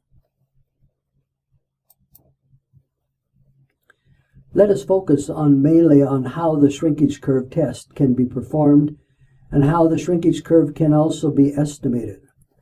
The shrinkage curve specimen is formed inside a metal ring with an open top and bottom. The specimen is then allowed to lose moisture through evaporation to the ambient atmosphere. The challenge is to measure the diameter and the height of the shrinkage specimen with accuracy sufficient at various elapsed times. This can generally be done with sufficient accuracy using a digital micrometer. About 2 measurements can be made each day, and after a few days the specimen can be fully dried in the oven. The laboratory measurements can be plotted on a graph of void ratio versus gravimetric water content, forming a hyperbolic shaped curve. The drying process starts by drying along a constant degree of saturation line. The soil subsequently dries to a horizontal line with no further volume change as soil suction goes towards 1 million kilopascals. The shrinkage curve data can be best fit with a hyperbolic type function that has 3 fitting constants. The hyperbolic equation proposed here by Murray Fredlund in year 2000 takes the form shown in this slide. The equation has 3 fitting parameters. The A SH variable corresponds to the minimum void ratio attained upon complete drying of the soil. The B SH variable is calculated from the specific gravity of the soil and the minimum void ratio. The C SH variable defines the sharpness of the curvature as the soil goes to a completely dry condition. Let us undertake a brief parametric study of the shrinkage curve equation in order to become familiar with the role of each of the fitting parameters. This slide shows the effect of changing the A SH variable or the minimum void ratio upon complete drying. It is clear that the A SH variable is related to the shrinkage limit of the soil. The ASH variable is a function of the shrinkage limit of the soil and the plasticity of the soil as explained by Casagrande in 1932. The shrinkage limit has almost been lost from the Atterberg limit suite of classification tests. This is mainly because of its close relationship to the plastic limit of the soil. The shrinkage limit can be estimated by first calculating the plastic limit value on the A line of the plasticity chart. The shrinkage limit is then calculated based on the actual plasticity of the soil and the corresponding value on the A line. The ASH variable is equal to the shrinkage limit multiplied by the specific gravity of the soil. Now the BSH variable can be calculated as shown in this slide. This slide shows the effect of changing the SH fitting variable. A sharp curvature occurs for sands with a typical value of about 15. High plasticity soils will have a curvature variable closer to 3. While the curvature variable has some effect on the shrinkage curve, it is the minimum void ratio that has the largest influence on the shrinkage curve. It is now possible to combine the laboratory results from the soil water characteristic drying curve and the shrinkage drying curve to give the relationship for other volume mass properties versus soil suction. These functions are referred to as, first, void ratio versus soil suction; secondly, degree of saturation versus soil suction; and thirdly, volumetric water content versus soil suction. Let us consider the analysis of a data set typical of that for a silty clay. Shown first is the shrinkage curve laboratory data. The minimum void ratio is 0.5, and the curvature variable is 5.6. The shrinkage curve data relates the void ratio to the gravimetric water content during the drying process.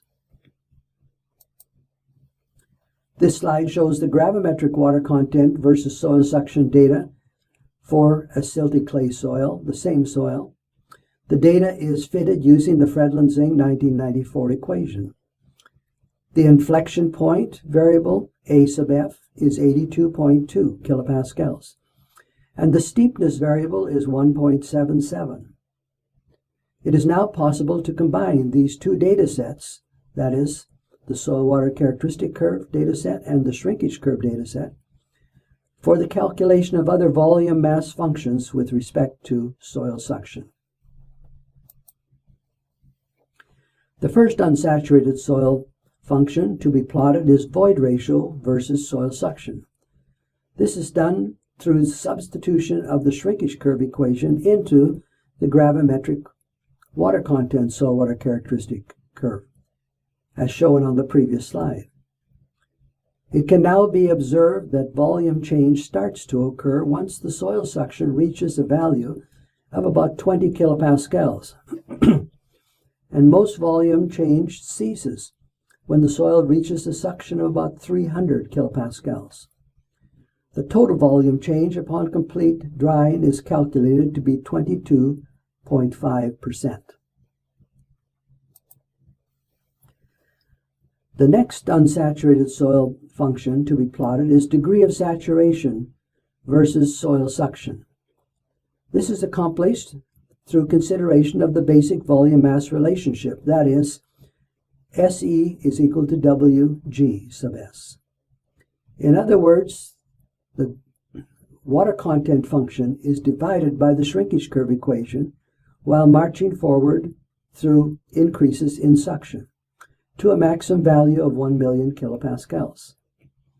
This curve shows some different features from those shown on the gravimetric water content versus soil suction plot. The calculated degree of saturation versus suction results can now be refitted using the same Fredlund and Zing 1994 equation as shown on the next slide. The degree of saturation versus soil suction plot generally shows a more distinct bend in the curve, and as a result defines more clearly the point at which the soil begins to desaturate. In other words, it is the true air entry value of the soil.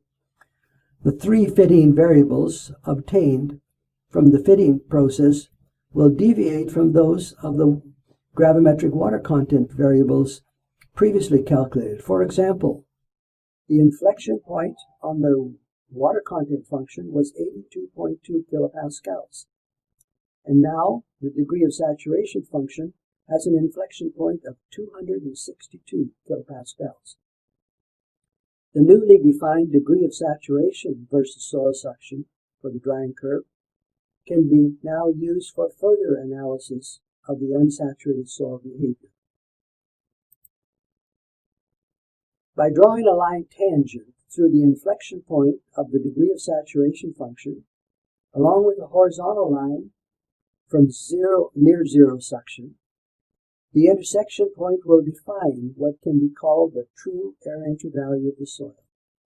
In this case, the air entry value is 147 kilopascals, a value much larger than that observed on the water content versus suction function.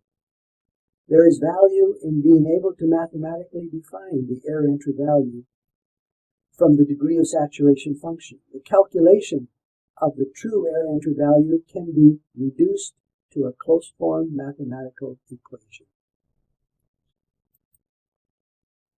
The degree of saturation, soil water characteristic curve, can now be used to compute the permeability function for an unsaturated soil. The red dots were calculated by using the Fredlund et al. 1994 integration procedure, starting at the air entry value of 149 kilopascals. Also shown on this plot is the permeability function calculated if the gravimetric water content is used during the integration process. In other words, the use of the gravimetric water content gives the wrong permeability function.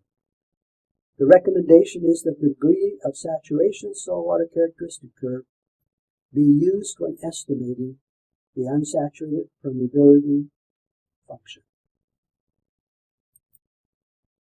There is one more volume mass function that can be calculated, namely that of the volumetric water content versus soil suction. In this case, the gravimetric water content soil water characteristic curve equation and the shrinkage curve equation are combined as shown on this slide. The volumetric water content soil water characteristic curve provides a convenient way for defining the water storage function. Water storage is defined as the slope of the volumetric water content function. Therefore, the water storage function can be obtained by differentiation of the volumetric water content soil water characteristic curve.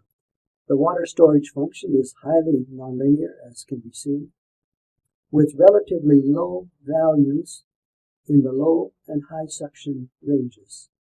The maximum water storage occurs near the inflection point of the volumetric water content function. Before closing this lecture on the use of the soil water characteristic curve in unsaturated soil mechanics, let me say a few words about dealing with hysteresis. That is the difference between the drying and the wetting processes. The emphasis thus far has been on the analysis of the drying soil water characteristic curve. This slide shows the bounding curves associated with the drying and wetting process. In this case, the wetting bounding curve has been shifted to the left by 35% of one log cycle. Only one variable needs to be changed in moving from the drying curve to the wetting curve, namely the inflection point variable. In this case, the drying inflection point has been shifted from 262 kilopascals to 117 kilopascals. This corresponds to 35% of one log cycle. These two curves can now be used to estimate the drying and wetting permeability functions as shown on the next slide. The calculation and plotting of the two permeability functions provides the geotechnical engineer with added information for making an informed judgment regarding the use of the permeability functions.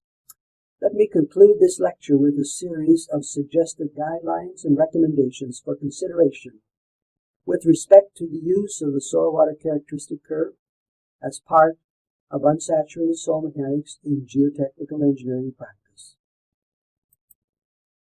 Here are my suggestions. Number 1. The drying soil water characteristic curve can be estimated for preliminary design purposes, but should be measured for final design purposes.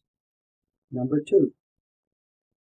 It is important to use the soil water characteristic curve equation that covers the entire range of soil suctions that are of interest for a particular engineering problem.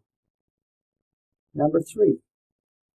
The estimation of the unsaturated soil property functions is first defined for the drying soil water characteristic curve branch. The geotechnical number 4, the geotechnical engineer should determine whether the process being simulated corresponds to a drying process or a wetting process, and use the corresponding branches of the soil water characteristic curve. Further suggestions are, number 5, that the volumetric water content versus soil suction be used when computing the water storage function for a soil. Number 6, there are 2 key points along the soil water characteristic curve that are primary importance. These are the air entry value, the true air entry value, and the residual suction and residual water content. Point number 7, the degree of saturation versus soil suction relationship must be used for the interpretation of the true air entry value for a soil and the computation of the unsaturated hydraulic conductivity function. So what have we learned? First, we have learned that the drying water content soil water characteristic curve and the shrinkage curve of the soil need to be measured when dealing with an unsaturated soil mechanics problem. Second, we have learned that we can separate the effects of volume change and desaturation of a soil through analysis of the soil water characteristic curve and the shrinkage curve. Third, we have learned that we can use estimation procedures to obtain unsaturated soil property functions that are of sufficient accuracy for most geotechnical engineering applications.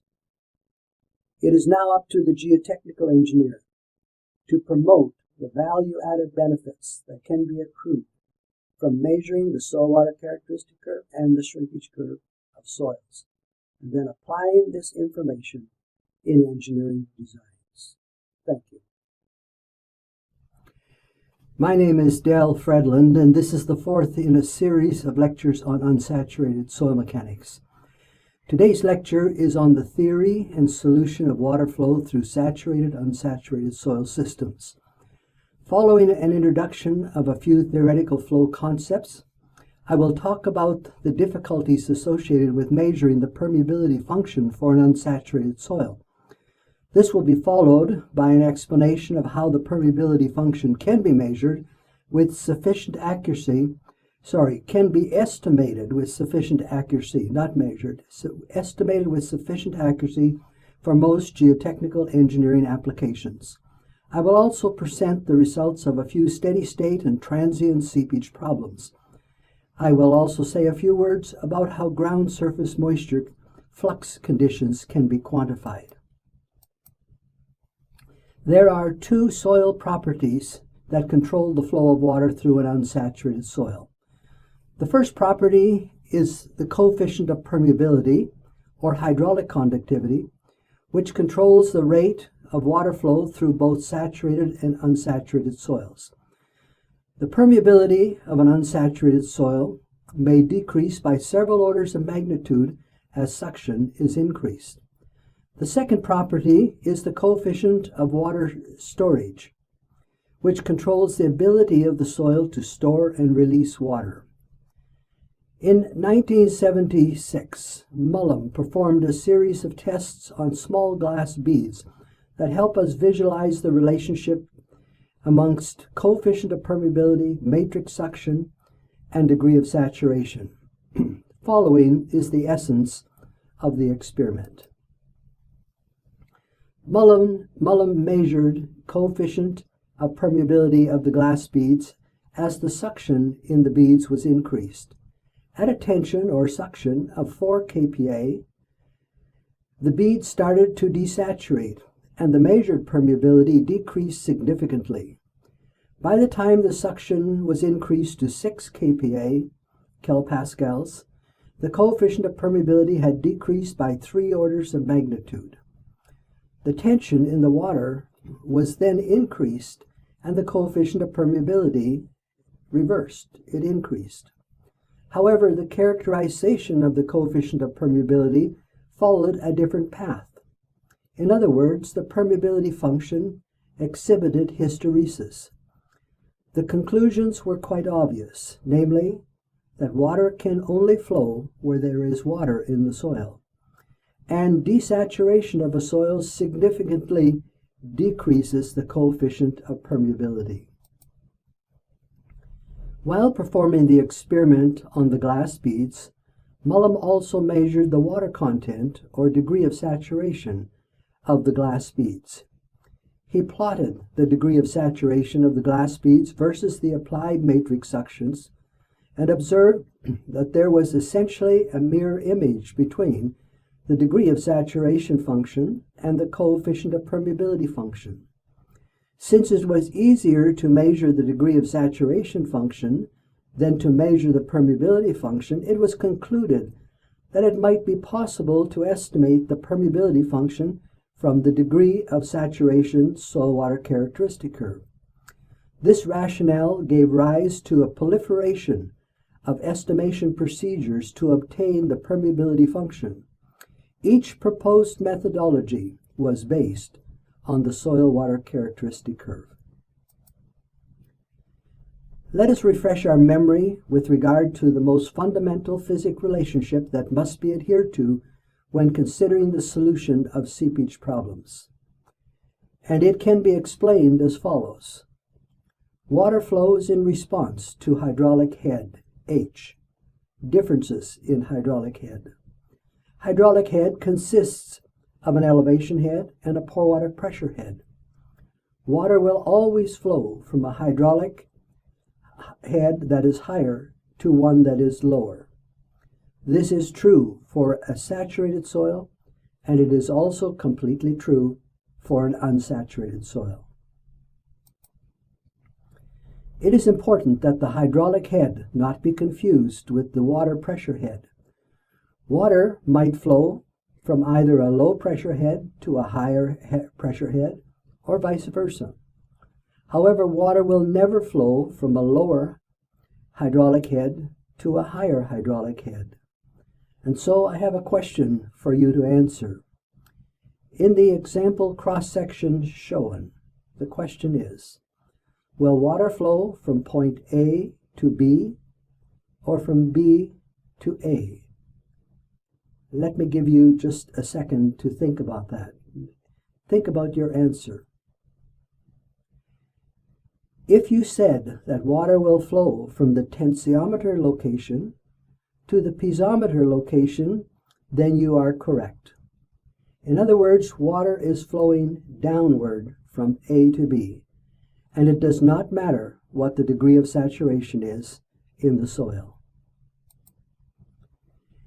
In 1856, Darcy published his results on the flow of water through sand beds and came up with Darcy's law that stated that the velocity of water flow through a saturated soil was proportional to the hydraulic head gradient. Years later, a question arose as to whether Darcy's law also applied for unsaturated soils. The answer to this question was laid to rest by a series of experiments published by Childs and Collis George in 1950. They showed that while the coefficient of permeability changed with the amount of water in the soil, the velocity of flow remained proportional to the hydraulic head gradient.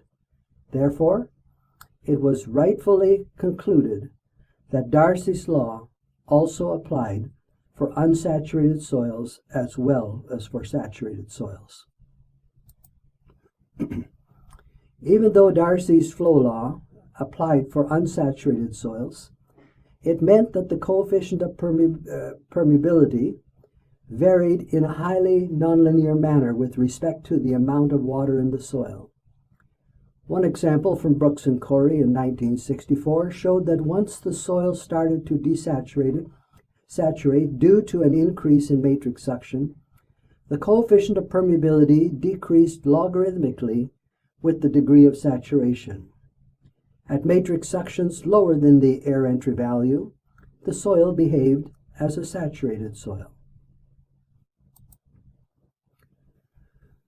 Water seepage problems in geotechnical engineering can be subdivided into, first, solutions that are independent of time, that is, steady state seepage.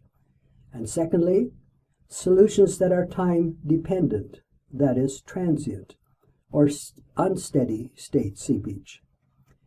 The analysis of seepage problems takes on the form of the solution to a partial differential equation, referred to as a PDE.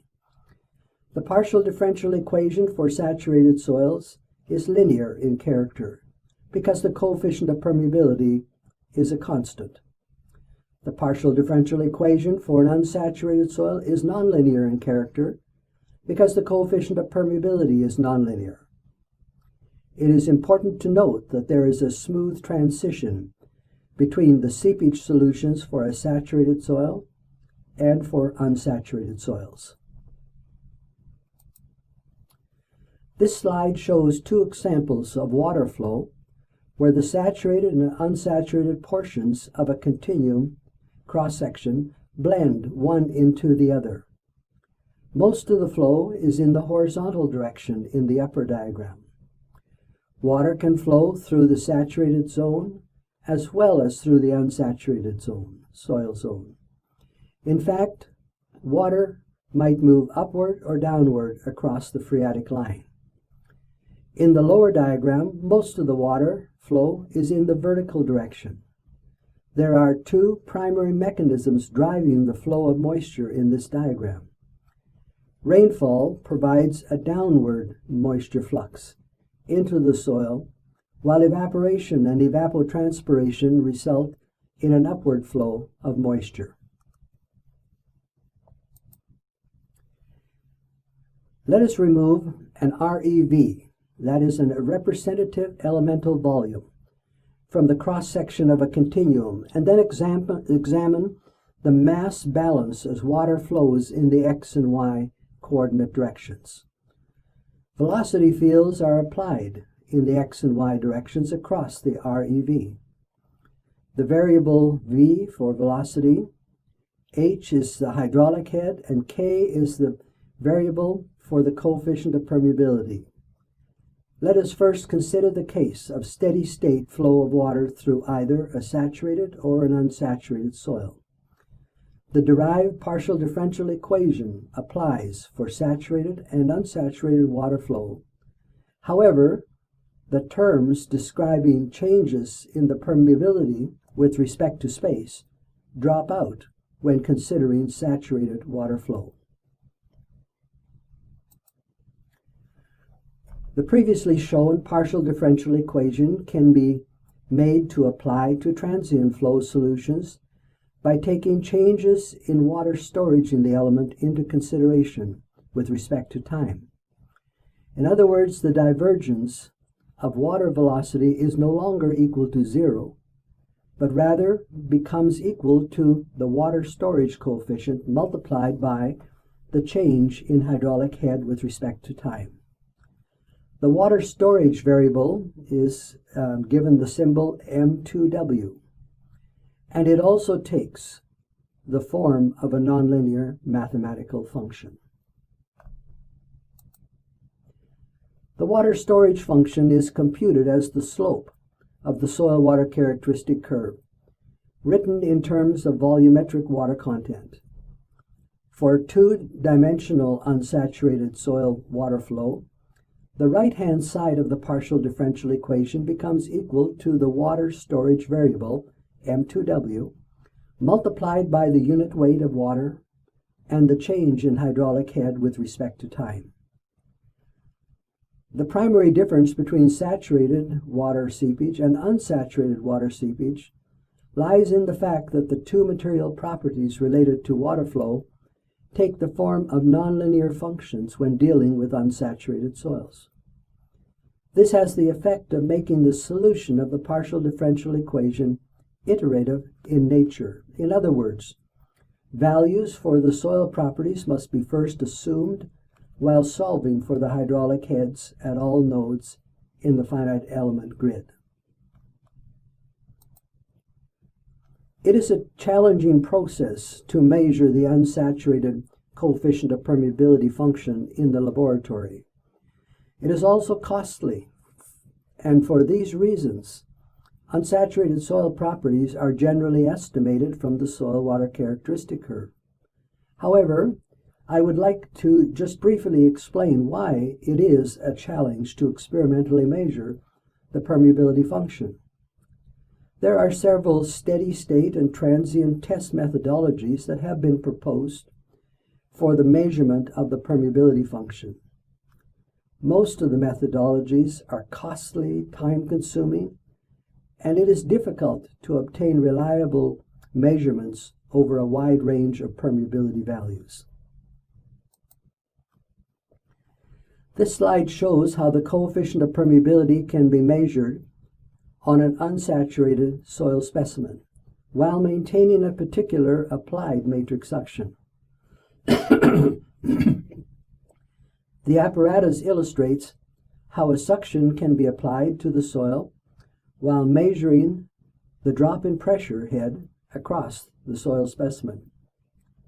High air entry value discs are placed in contact with the top and bottom of the soil specimen. The discs need to remain saturated while the soil is allowed to desaturate. The pore water pressures are measured at 2 points along the soil specimen in order to measure the gradient across the specimen. An air pressure is applied along the side of the soil specimen, and it causes the soil to desaturate once the air entry value of the soil is exceeded.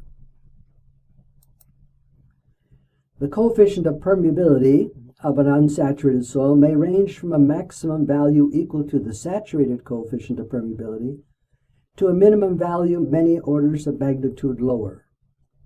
There are two design features that need to be taken into consideration when attempting to build a laboratory apparatus to measure the unsaturated coefficient of permeability. These considerations are: the ceramic high air entry disc should have a coefficient of permeability greater than that of the soil in order that the water flow not be impeded. Secondly, the ceramic disc must not desaturate. Consequently, the range over which the coefficient of permeability can be measured is limited. There are numerous experimental procedures that have been used to measure the permeability of an unsaturated soil. However, in general, there is no low-cost, easy way to measure the unsaturated soil permeability function. One of the more recent techniques that has been used in the laboratory to measure the permeability function is called the water capillary rise procedure. The soil is placed in a lucite column, and the rate of rise of the wetting front is recorded as the soil column is wetted from the bottom. The matrix suction is also monitored at 1 or 2 points along the side of the column of soil. This slide shows the rate of rise of water, the wetting front, for several soil types. Once equilibrium conditions are reached, the water content versus the distance above the water table is measured. This provides the information required for the calculation of the unsaturated soil permeability function. It should be noted that this technique is applicable both mainly for coarse-grained soils that exhibit a distinct color change as wetting occurs. The data on this slide are calculated based on the rise of the wetting front and matrix suction measurements. The saturated coefficient of permeability of the soil must be independently measured. The data shows that the soil appears to start to desaturate at a suction of about 10 kilopascals. And by the time the suction reaches 1,000 kilopascals, the coefficient of permeability has decreased almost 5 orders of magnitude. Estimation procedures have been advocated and extensively used for the determination of the permeability function in agriculture-related disciplines. Gradually, the estimation procedures have been studied and applied in geotechnical engineering to the point where it is now common practice to estimate unsaturated soil permeability functions from measured soil water characteristic curves. The coefficient of permeability is found to always decrease once the air entry value of the soil is exceeded. Various estimation procedures have been proposed, and in each case an integration procedure is applied along the soil water characteristic curve.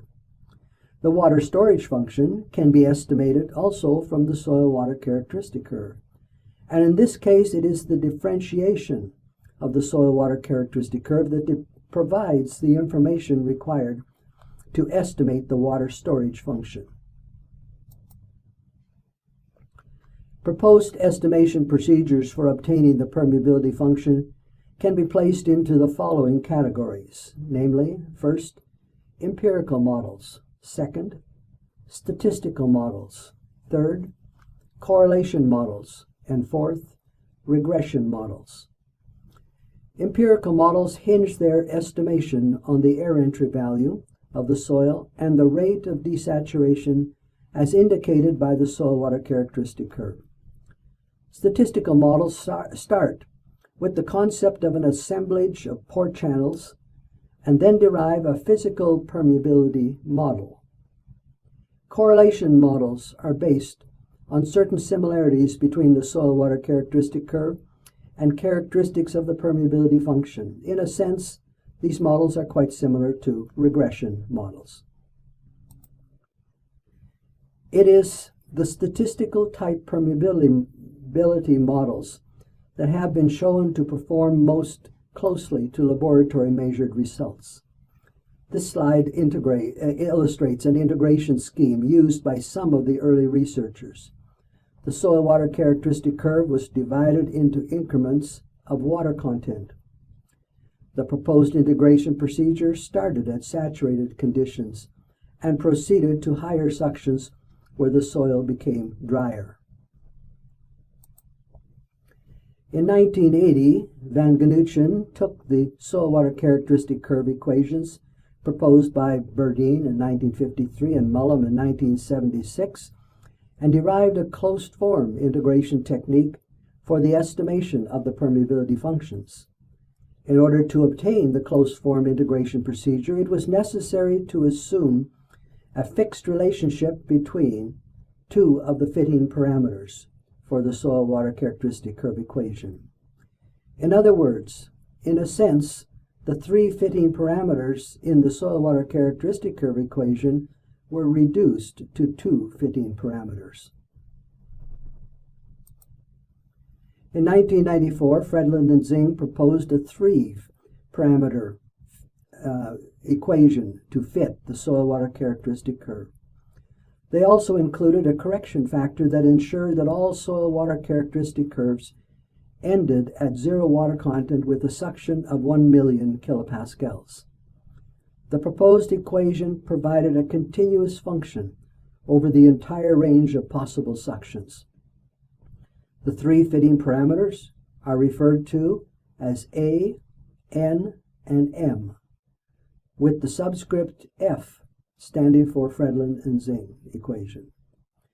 The equation can be written using any designation for the amount of water in the soil, but herein the volumetric water content designation is shown. This slide shows the integration form proposed by Fredlund et al. 1994 for the estimation of the permeability function based on the Fredlund-Zing soil water characteristic curve. There is no need to spend time on trying to understand the integration scheme because when it is used, it will be hidden in software code. Rather, let's focus on a couple of examples where comparisons can be made between the measured and estimated permeability functions.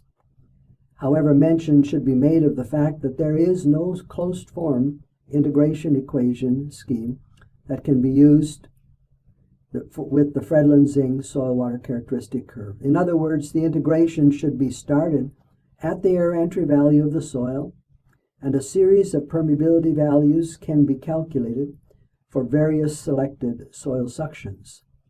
It is then possible to best fit the calculated permeability function data with another empirical equation. This slide shows the soil water characteristic curve data for a sand with an air entry value of 7 kilopascals. The inflection point is at 8.3 kilopascals, and the magnitude of the N parameter shows that the soil desaturates rapidly once the air entry value is exceeded. The soil water characteristic curve data can now be used with the Fredlund et al. 1994 integration scheme to calculate the permeability function, which is shown on the next slide. The calculated results from the integration procedure are shown as a solid line. The calculated coefficients of permeability show a close fit with the laboratory measured coefficients of permeability. It is quite understandable that the estimation procedure, such as the one shown, performs better for coarse-grained soils than for fine-grained soils, since the fine-grained soils may include secondary structure features. If a soil is anisotropic with respect to the coefficient of permeability in two orthogonal directions, it is still suggested that estimations can be made for the anisotropic unsaturated soil property functions. In other words, in an anisotropic soil, the primary difference will be with respect to the saturated coefficients of permeability, and the unsaturated function simply translates in response to changes in the saturated coefficients of permeability in two orthogonal directions. All estimation procedures for the permeability of function agree that the soil should be assumed to remain constant at the saturated coefficient of permeability for suctions up to the air entry value. After the air entry value, the permeability rapidly decreases as desaturation takes place. As such, increases in suction beyond the air entry value, there is a divergence in the various permeability estimation calculations as residual suctions are reached. There also appears to be a lower limit for moisture flow from the soil, and it has been suggested that this lower limit be set to the vapor diffusion value. Ibrahimi and others have suggested a lower limit for moisture permeability and set it around 1 × 10⁻13 meters per second. Let us now consider the solution of several steady state and unsteady state or transient saturated unsaturated seepage problems. Steady state examples are first illustrated, followed by unsteady state examples. Solutions are possible in either one-dimensional seepage geometries, two-dimensional, or three-dimensional geometries. Various boundary conditions can be applied at the limits of the geometry for each of the example problems. Possible boundary conditions are a hydraulic head boundary condition or a moisture flow or moisture flux boundary condition. It is also possible to have a zero flux boundary condition or a constant pressure boundary condition. Flow net solutions for steady-state, homogeneous, and isotropic soil conditions are virtually of no value when solving unsaturated soils problems, since an unsaturated soil does not have a single coefficient of permeability. Also, flow lines and pressure contours are of no significance for unsaturated soil solutions, except for the zero pressure line. On the other hand, the hydraulic head contours show the dissipation of the hydraulic head as it relates to water flow. Historically, the drawing of flow nets led many geotechnical engineers to understand that the phreatic line must be the uppermost line of seepage. This is not, in reality, the situation, since we now know that water can flow in both directions across the phreatic line.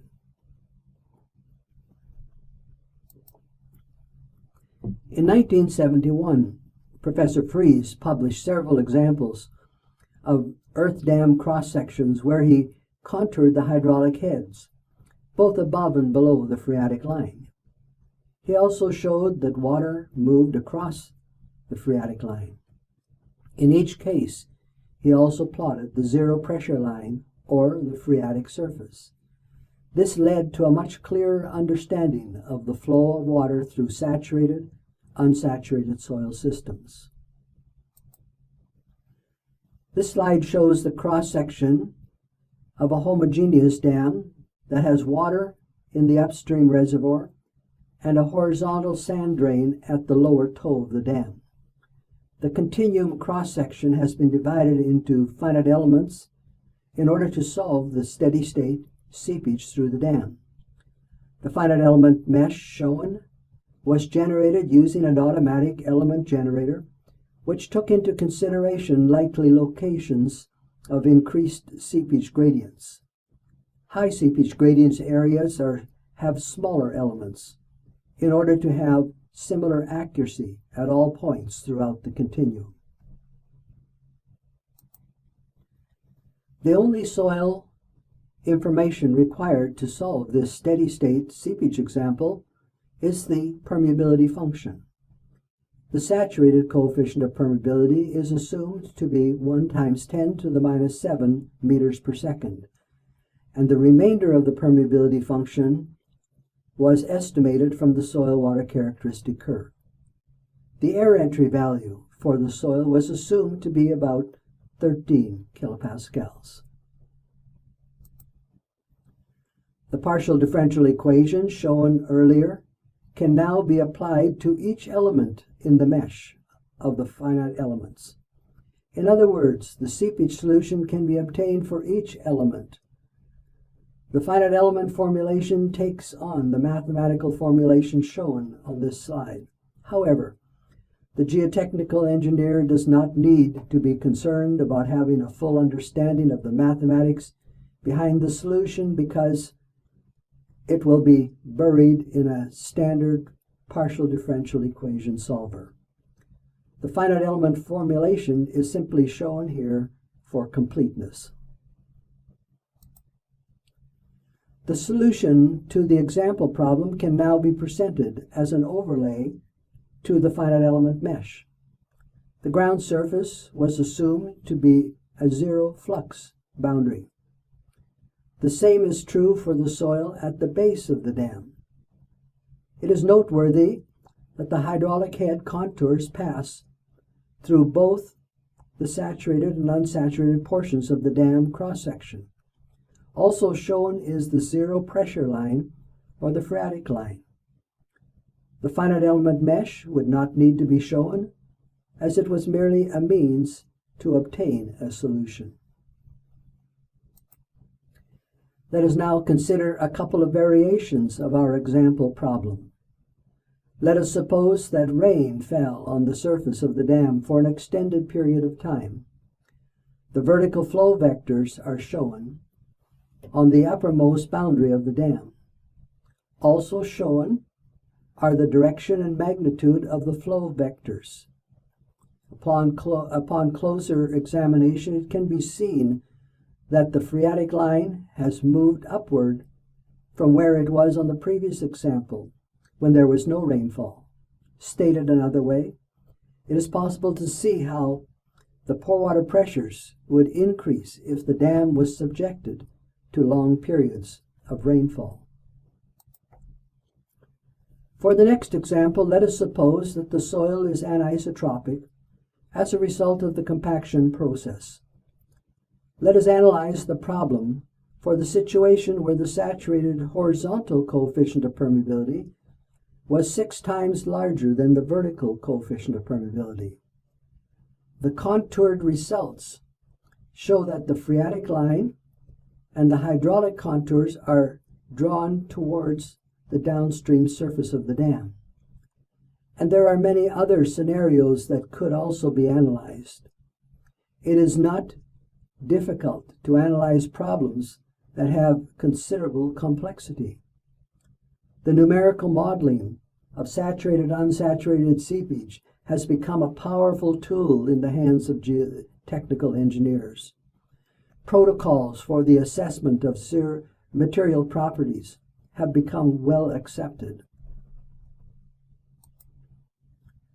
Let us now consider the case of steady-state seepage through a dam with a clay core that does not go all the way to the top of the dam. The contoured plot of the results shows that the hydraulic head is largely dissipated through the clay core of the dam. However, it is also interesting to note that water flows upward over top of the clay core. It can be said that seepage water flows uphill over top of the core. This is truly the path of least resistance. It is interesting that while the hydraulic head may be dissipated through the clay core, a considerable amount of water flows through the unsaturated soil zone. Let us consider one further case where the line of seepage exits on the downstream face of the dam. In other words, a seepage face is formed on the downstream face of the dam. Soil found on the boundary above the exit point will have a zero moisture flux boundary condition. Soil found on the boundary below the exit point will have a zero pressure boundary condition. In other words, the hydraulic head will be equal to the elevation head in this region. Since the exit point is not known before trying to solve the problem, an iterative solution must be used to first locate the exit point where the boundary conditions change. Let us now consider an example problem with unsteady state seepage conditions. Unsteady state seepage analysis requires that an additional soil property be input for the analysis, namely, the water storage function needs to be input. This slide shows the typical shape of a water storage function. It is clear that it is highly nonlinear and needs to be the nonlinearity needs to be taken into consideration when solving the problem. The water storage function is obtained by differentiating the soil water characteristic curve for the soil. In this case of unsteady state seepage, the dam is assumed to have been completely constructed and the reservoir instantly filled with water. Water would then commence seeping into the soil along the upstream face of the dam. A time scale, probably in the order of 1 hour increments, is set in motion as the seepage problem is repeatedly solved again and again for each elapsed time increment. The contours shown in this slide are for conditions after an elapsed time of 25 days. I have enlarged the upstream portion where most of the seepage action is occurring. The solution is still for an elapsed time of 25 days. The phreatic line enters the dam at the reservoir level. The zero pressure line can be seen to double back on itself, and the dissipation of the hydraulic head occurs over a short region near the upstream face. The same cross-section is again shown, plotted for an elapsed time period of 25 days. However, this time, the velocity vectors are shown and the finite element mesh is removed. This plot shows how extensive the water flow is across the phreatic line through the unsaturated soil zone. The magnitude of the velocity vectors and the closeness of the hydraulic head contours are a reflection of the zone of highest flow gradients.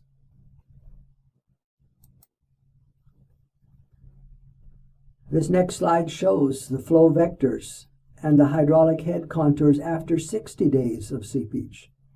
There is still extensive seepage across the phreatic line, while the hydraulic head contours are spread apart as the dissipation of hydraulic head moves across the entire dam cross-section. Let us see what the solution looks like after an elapsed time of 1,500 days. It is clear that the solution has moved very close to the steady state solution previously solved. Now the hydraulic head contours, or equipotential lines, are evenly distributed across the entire cross-section of the dam. It is clear that an extensive number of possible scenarios can be studied through use of transient, saturated, unsaturated seepage modeling. There are a couple of issues related to unsaturated soils and negative pore water pressures that I would like to address while talking about seepage.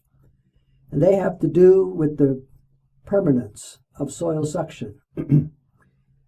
The effect of negative water pressures has often been ignored by geotechnical engineers because they are often not aware of conditions under which soil suction can be maintained or lost. At the same time, the trigger mechanism for potential slope instability is often related to the loss of suction near the ground surface. The rate at which suctions can be lost due to infiltration is closely related to the parameters defining the soil water characteristic curve. It is important to realize that suctions are maintained in the soil when the average flux is less than the saturated hydraulic conductivity at the soil surface. Let me consider two extremes related to rainfall conditions. The first case considers the situation where the rainfall is continuous, that is steady state, but at a rate that is less than the saturated coefficient of permeability of the surface soil. Suppose that the rainfall flux is expressed as a percentage of the saturated soil permeability. In this case, infiltration occurs under a gradient of 1.0, and while the pore water pressure will decrease, it will remain constant at a constant value above the water table, no matter how long the rainfall occurs. Stated another way, negative pore water pressures cannot be driven to zero as long as the rainfall flux is less than the saturated coefficient of permeability of the soil at the ground surface. Simply put, in most cases, it is not easy to wipe out negative pore water pressures. Potential engineering solutions can involve limiting the infiltration of water at the ground surface. This type of solution has been successfully used in engineering practice. Let us now consider a different extreme rainfall condition. In this case, let us assume that the rainfall produces a moisture flux that exceeds the saturated permeability of the soil. In this case, a wetting front can form and the soil suctions can go to zero. The movement of the wetting front depends on the length of the rainy period. A new phreatic line, a table, may also start to form at the ground surface. We also need to be aware that heavy rainfalls do not continue forever. Rainfall stops, and the soil responds to a new boundary condition. There is one more topic I wish to touch upon in this lecture, and it has to do with water balance moisture fluxes at the ground surface. The quantification of moisture flux boundary conditions has been largely omitted from classic soil mechanics. Specified flow rates at the boundary are called Newman-type boundary conditions. The ground surface actually forms a moisture flux boundary that is controlled by weather conditions. The upward moisture movement from the ground surface is the most difficult component to evaluate. Potential evaporation, given the symbol PE, is the maximum evaporation that could occur from a saturated ground surface. However, actual evaporation, AE, is less than the potential evaporation due to suction in the soil as well as other factors. Precipitation continues downward as moisture moves. The goal of the geotechnical engineer is to estimate the net infiltration of moisture, that is given the symbol I, at the ground surface.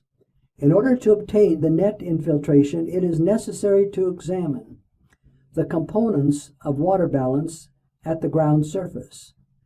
Net infiltration can be viewed as the difference between the downward precipitation at a site and the summation of actual evaporation, transpiration, and runoff.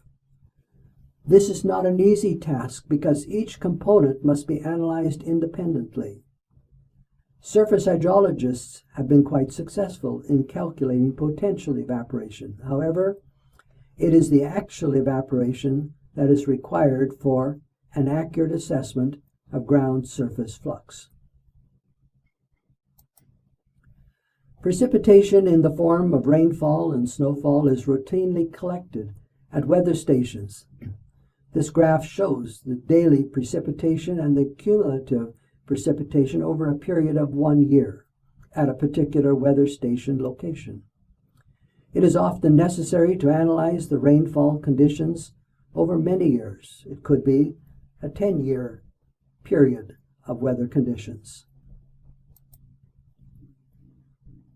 Even though the need is to calculate actual evaporation at a site, it is the potential evaporation that should first be calculated. There are several models that have been proposed to calculate potential evaporation. However, the Penman 1948 model appears to be most commonly used. The Penman model requires weather station data such as air temperatures, relative humidity, wind speed, and net radiation as input information. There have also been improvements to the prediction of evaporation models, that is, the actual evaporation models.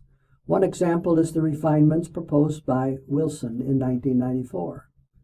And then in 2014, Dat Tran introduced the concept of ground surface resistance to evaporation.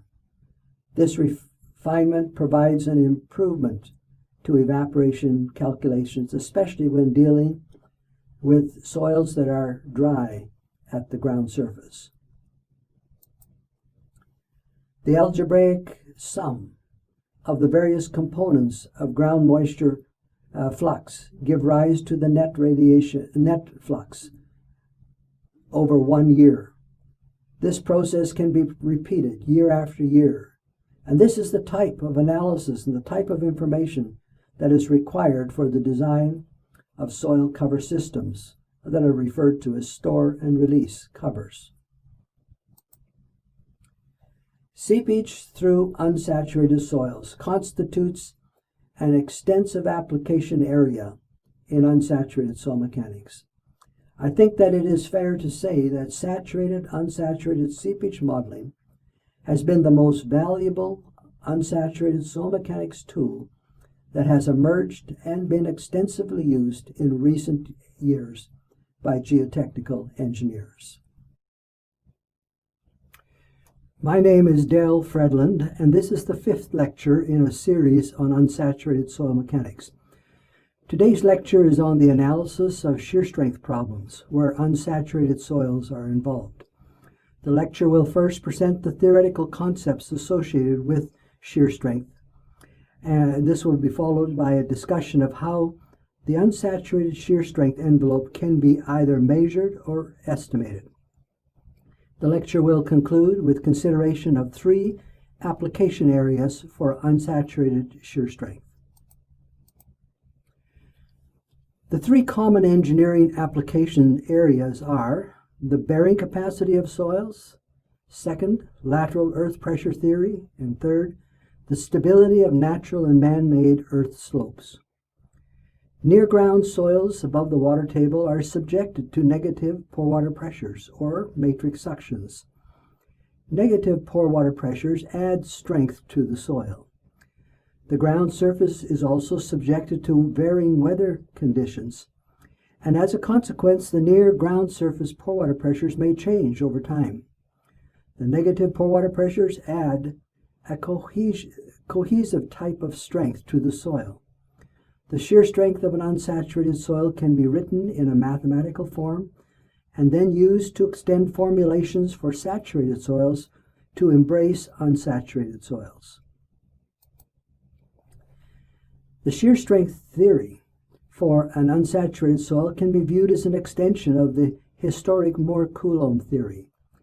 In 1936, Terzaghi wrote the Moore-Coulomb shear strength equation in terms of the effective stress variable for a saturated soil. The shear strength equation for an unsaturated soil will simply be a further extension of the well-known equation for saturated soils. Let us define the variables associated with the effective stress shear strength equation for a saturated soil. The equation has an intercept designated as the effective cohesion, C', and a sloping angle with respect to the effective normal stress variable. The angle is referred to as the effective angle of internal friction and given the symbol phi'. The equation is plotted on the next slide. There are other shear strength equations that have been written for saturated soils. However, the intent of this lecture is to build on the classic form of the shear strength equation for a saturated soil. More circles can be plotted using the effective principal stresses, and their limiting extents become tangent to the failure envelope for a saturated soil. The shear strength of an unsaturated soil is controlled by two independent stress variables, and a soil property is associated with each of the state variables. The selected stress state variables are, first, the net normal stress designated as sigma minus the pore air pressure, and secondly, matrix suction defined as the difference between the pore air and pore water pressures. To start our discussion on the shear strength of an unsaturated soil, let us assume that the soil property associated with matrix suction can be represented by a constant slope angle, which is given the variable phi superscript b. Since there are two independent variables involved, a graphical representation of the equation will take the form of a three-dimensional diagram. The axis in the third direction shows that the cohesion intercept is now comprised of two components, the effective cohesion C' and the cohesion due to matrix suction. The two components of cohesion can be added together to represent an unsaturated soil with a designated suction value.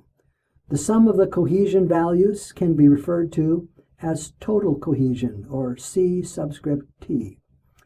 In this way, the unsaturated soil can simply be viewed as a soil with an increase in cohesion. Consequently, the behavior of an unsaturated soil is greatly simplified. Constants associated with plasticity solutions, such as the bearing capacity of a soil, are still applicable for calculating the effect of soil suction on the analytical outcome. To further clarify the nature of the shear strength envelope for a unsaturated soil, the effective cohesion due to matrix suction can be reduced from a three-dimensional surface to contours on a two-dimensional plot. This can be done as long as the shear strength surface does not have a warped shape. The purpose of these various plots is to simply assist the geotechnical engineer in realizing that there are limited changes associated with conventional soil mechanics formulation when taking unsaturated soils into consideration. In 1980, Escario presented a series of modified direct shear test results obtained by independently controlling the matrix suction in a soil, in addition to controlling the net normal stress. The result was a series of essentially parallel contours, each one representing a particular constant matrix suction in the soil. The near parallel nature of the constant matrix suction contours indicated that the angle formed between matrix suction and shear strength is essentially a constant value. However, this need not always be the case, particularly when suction varies over a wide range. Other laboratory test results associated with further research studies have shown that the relationship between shear strength and matrix suction can take on a nonlinear form as suction passes through the air entry value and then onto residual suction conditions. A more general and accurate shear strength equation for an unsaturated soil would be the one of the form shown in this slide. Here the soil property is simply left to be represented by a mathematical function f subscript 1. The nonlinearity of the matrix suction shear strength function is obvious from controlled laboratory test results such as those published by Gann in 1986. It is interesting to note that under low applied suction conditions, that is, suctions less than the air entry value, the slope of the shear strength envelope is essentially the same as that for the effective angle of internal friction, in other words, phi prime.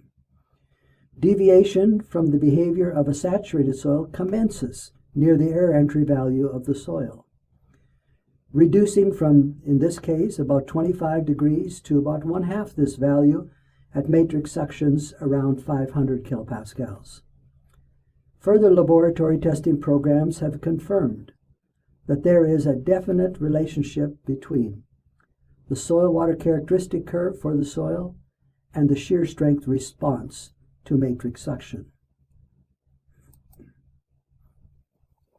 With this brief review of background information, let us give consideration to the measurement of the shear strength of an unsaturated soil. A soil in the field can be subjected to a wide range of suction values. It is difficult, however, to measure or monitor matrix suctions in the laboratory without using what is called the axis translation technique. This means that a new, increased ambient air pressure environment must be created or controlled throughout the test. Then it is necessary to separately measure the pore air and pore water pressures to which the soil is subjected.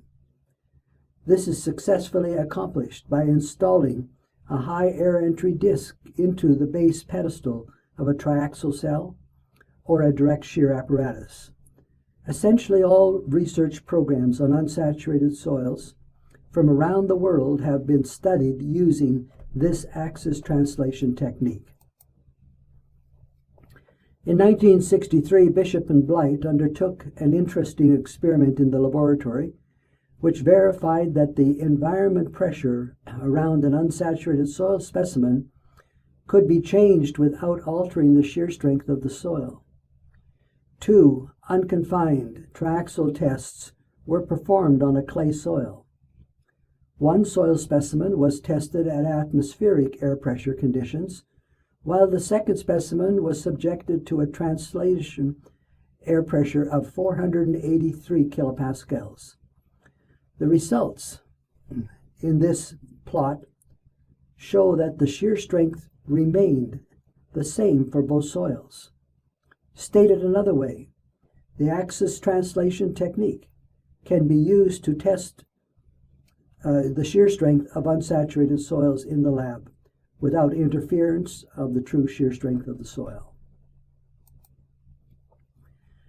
There is one major change that needs to be made to a conventional triaxial cell when testing unsaturated soils.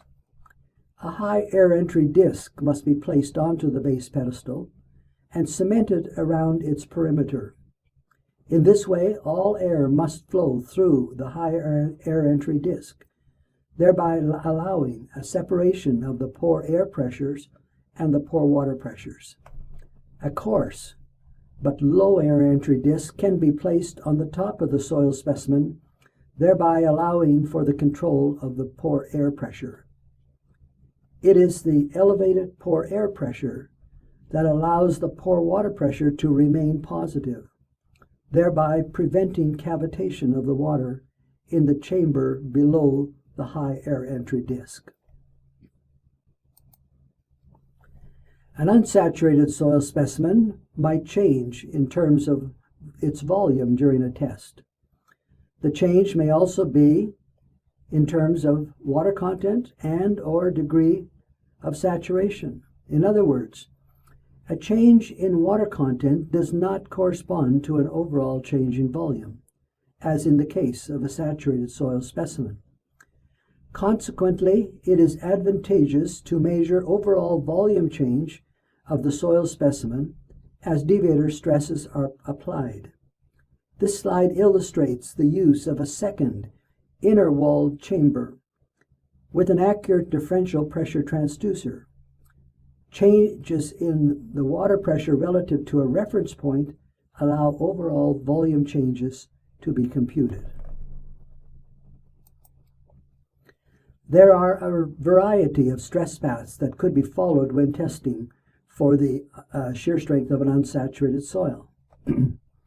The stress paths are similar to the stress paths that have been proposed and used for testing saturated soils.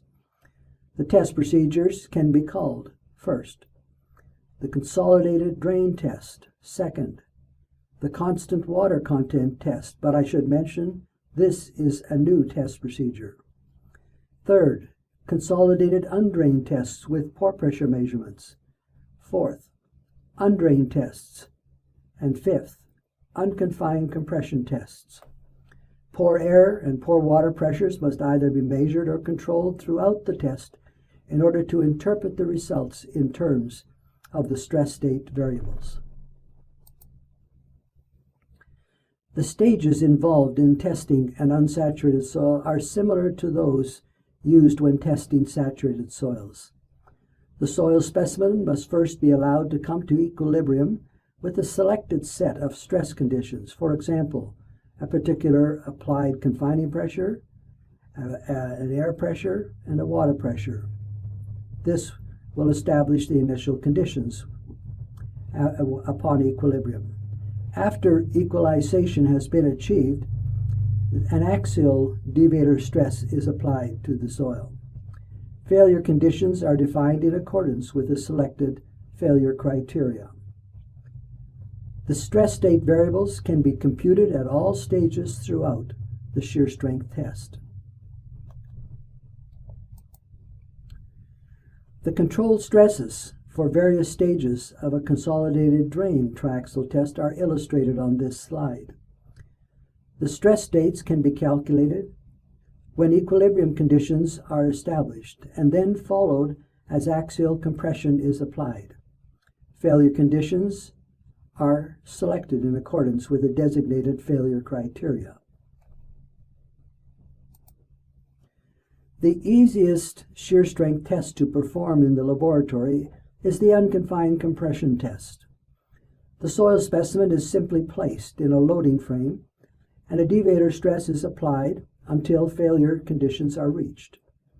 While the test is easy to perform, the shear strength measured might be highly conservative in the sense that the measured shear strength is far too low. It is better to place a membrane around the unsaturated soil specimen and subject the specimen to an appropriate confining pressure. A direct shear apparatus can be modified in a manner similar to that described for a triaxial cell. In other words, a high air entry disc needs to be mounted in the base plate of the direct shear box. The entire direct shear box needs to be enclosed in order for the surrounding air pressure to be controlled. The maximum matrix suction that can be applied to an unsaturated soil specimen will be controlled by the air entry value of the high air entry disk. The primary advantage associated with using a direct shear box is the reduced length of the drainage path, which results in more rapid equalization of the applied pore pressures.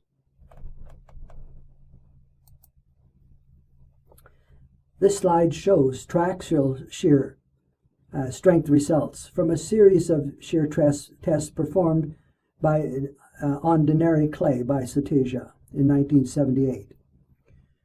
Two different stress paths were used in the triaxial test program, namely, the first test procedure was consolidated drain tests, and the second test procedure was constant water content tests. The test results confirm that both stress paths produced the same shear strength envelope. At low applied suction values, the soil responded similar to that of a saturated soil, with a friction angle of 29 degrees. As the soil specimen became increasingly unsaturated, the friction angle reduced to approximately 1/2 of the 29 degrees. One of the difficult aspects related to testing unsaturated soils is the length of time required to run the test.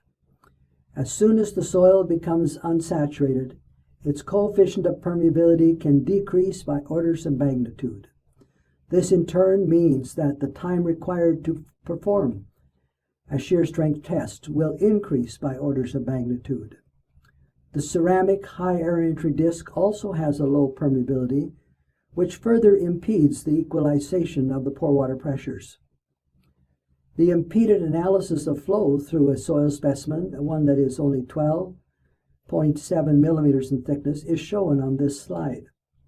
The coefficient of consolidation shows how the permeability and the coefficient of volume change of the soil affect the time required to perform a shear strength test on unsaturated soils.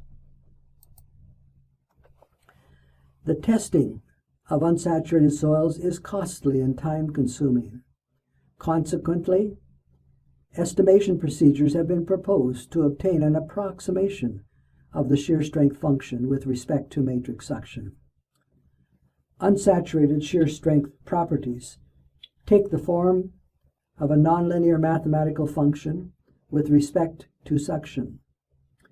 The unsaturated shear strength is closely related to the soil water characteristic curve, or the degree of saturation of the soil. The shear strength function becomes nonlinear as the air entry of the soil is exceeded. Proposed estimation procedures for the shear strength function appear to be adequate for most geotechnical engineering applications. The shear strength function is an estimation of the change in shear strength with respect to matrix suction. This equation shown here, it was published by Fredlund et al. In 1996. The shear strength function makes use of the soil water characteristic curve to get the soil's information required to define the function. For example, the dimensionless water content is based on the soil water characteristic curve, which can be defined in terms of volumetric water content, gravimetric water content, or degree of saturation. The kappa variable is an empirical fitting parameter related to the plasticity of the soil. The magnitude of the kappa value is based on the interpretation of a number of test results that have been published in the research literature. Its magnitude usually ranges from 1 to 3. Another empirical estimation equation was published by Vattapalli et al. In 1996. In this equation, the shear strength is scaled according to the water content or degree of saturation, starting at saturated conditions and ending at residual content conditions. The reduction in the normalized water content is used to reduce the effective shear strength of the soil. The assumption is made that there is no further change in shear strength once residual conditions are reached. Deformation or ground movement problems fall into two broad categories, depending on the stress level involved. When deviatoric stresses are low, the problem is assumed to be in the elastic stress range. When deviator stress levels are relatively high, the problems are assumed to be in the plastic range. There are three common shear strength analyses that are referred to as plastic equilibrium analyses in soil mechanics. These are, namely, lateral earth pressure analysis, secondly, bearing capacity analysis, and thirdly, slope stability analyses. Let us consider how active and passive earth pressures are influenced by matrix suction in the soil. The effect of matrix suction can be visualized by comparing the Mohr circles for a saturated soil with those for a soil with suction. The comparison is made for a particular selected vertical total stress, sigma V. A soil with matrix suction behaves as though it is a soil with an increased cohesion intercept. It can be seen from this slide that the soil with matrix suction experiences a reduction in the active earth pressure in comparison to that of the saturated soil. Likewise, the soil with matrix suction experiences an increase in the passive earth pressure when compared to saturated conditions. It is safe to conclude that suction in the soil will decrease the active earth pressure and will increase the passive earth pressure. In general, this works to the engineer's advantage for most geotechnical design problems. The distribution of active earth pressures can be calculated using the classic earth pressure equations that are applicable for dry soils, saturated soils, and unsaturated soils. The only difference in each case is the magnitude of the matrix suction in the soil. The saturated soil is designated as a dashed line on this slide. The uppermost portion of the pressure diagram shown in white on this slide indicates the portion where there is no contact between the soil and the wall. The figure also shows that the non-contact portion of the soil against the wall increases as the matrix suction of the soil increases. The same comparisons between a saturated and an unsaturated soil can be made for the passive earth pressure distribution. In this case, the passive resistance of an anchor system would increase as matrix suction increases. The increases in passive resistance are equal to 2 times the matrix suction multiplied by the tangent of the friction angle with respect to suction. The net changes associated with suction are substantial in the passive earth pressure case. Let us illustrate the differences in the active earth pressure against an 8-meter high wall where the soil has various constant matrix suction values. If the soil is saturated with 0 suction, the active earth force against this wall would be 200 kilonewtons per meter.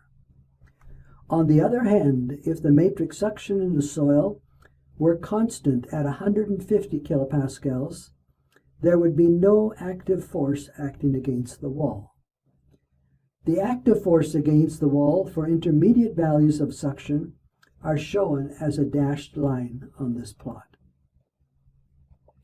The solid line shows what the active force would be against a 12-foot high wall. In both cases, the effect of cohesion on the forces against the wall are substantial.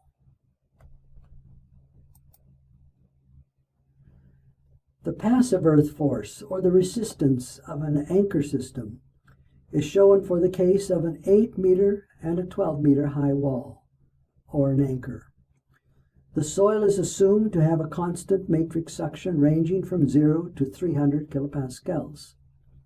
No new theory or analytical equations are required to calculate the active earth force or the passive earth force when matrix suctions are taken into consideration. In other words, the historic earth pressure theories were calculated for a material with a cohesion intercept and a friction angle. Unsaturated soils simply behave as a soil with an increased cohesion and a cohesion that is quantified in accordance with the shear strength equation for an unsaturated soil. The bearing capacity of an unsaturated soil can be viewed as an extension to the classic bearing capacity theories for dry and saturated soils. The required change in thinking is that now cohesion has two components, namely effective cohesion and secondly cohesion due to matrix suction. Prandtl's and Terzagh's bearing capacity theory applies equally well for unsaturated soils. The ultimate bearing capacity equation is shown in this slide. The bearing capacity of a soil is viewed as having three contributing terms. The first term takes the weight of the soil into consideration, and it has dimensionless coefficients which are related to the angle of internal friction of the soil. The second term takes cohesion into consideration and it likewise has a coefficient related to the angle of internal friction. The third term takes the effect of a surcharge load into consideration. It is the cohesion term that is significantly influenced by the matrix suction of the soil.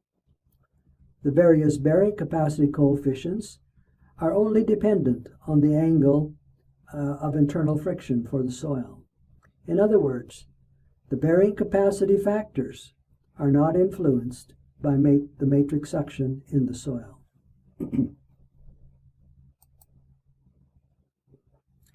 The Terzaghi coefficient of bearing capacity are plotted versus the friction angle for the soil in this diagram. The cohesion coefficient is equal to 5.7 for a purely cohesive soil. And that is, the friction angle is taken to be 0. The dashed lines correspond to the usage of 2/3 of the cohesion and 2/3 of the angle of internal friction. The ultimate bearing capacity of a soil increases linearly with respect to the matrix suction in the soil. For the assumed soil properties listed on this graph, along with 0 matrix suction, the bearing capacity is calculated to be 200 kilopascals. If the soil had a matrix suction of 100 kilopascals, the bearing capacity increases to about 700 kilopascals. And if the matrix suction is increased to 200 kilopascals, the bearing capacity increases to almost 1200 kilopascals. These calculations show that the bearing capacity of a soil increases substantially with the suction in the soil. The stability of earth slopes is commonly analyzed using one of several limit equilibrium methods of slices. The assumptions associated with limit equilibrium methods of analysis for saturated soils can be extended to embrace the unsaturated soil portion of a slope. Negative pore water pressures in the zone above the water table have often been set to 0 for ease of analysis, with the perception that the engineer is simply being conservative. However, it is important to be able to quantify the significance of the negative pore water pressures on the calculated factor of safety. It should also be noted that the trigger mechanism for instability is often located in the zone above the water table. And for this reason, it is important to be able to quantify changes in the factor of safety as suctions change. A sliding mass of soil can be divided into a series of vertical slices, with each slice considered as a free body diagram. All the forces on each slice are the same, whether the soil is saturated or unsaturated. Only the shear force mobilized variable, S sub m, needs to be defined in a slightly different manner to accommodate unsaturated soil shear strength. The shear force mobilized needs to be defined using the shear strength equation for an unsaturated soil. A linear form of the unsaturated soil equation is shown at the bottom of the slide.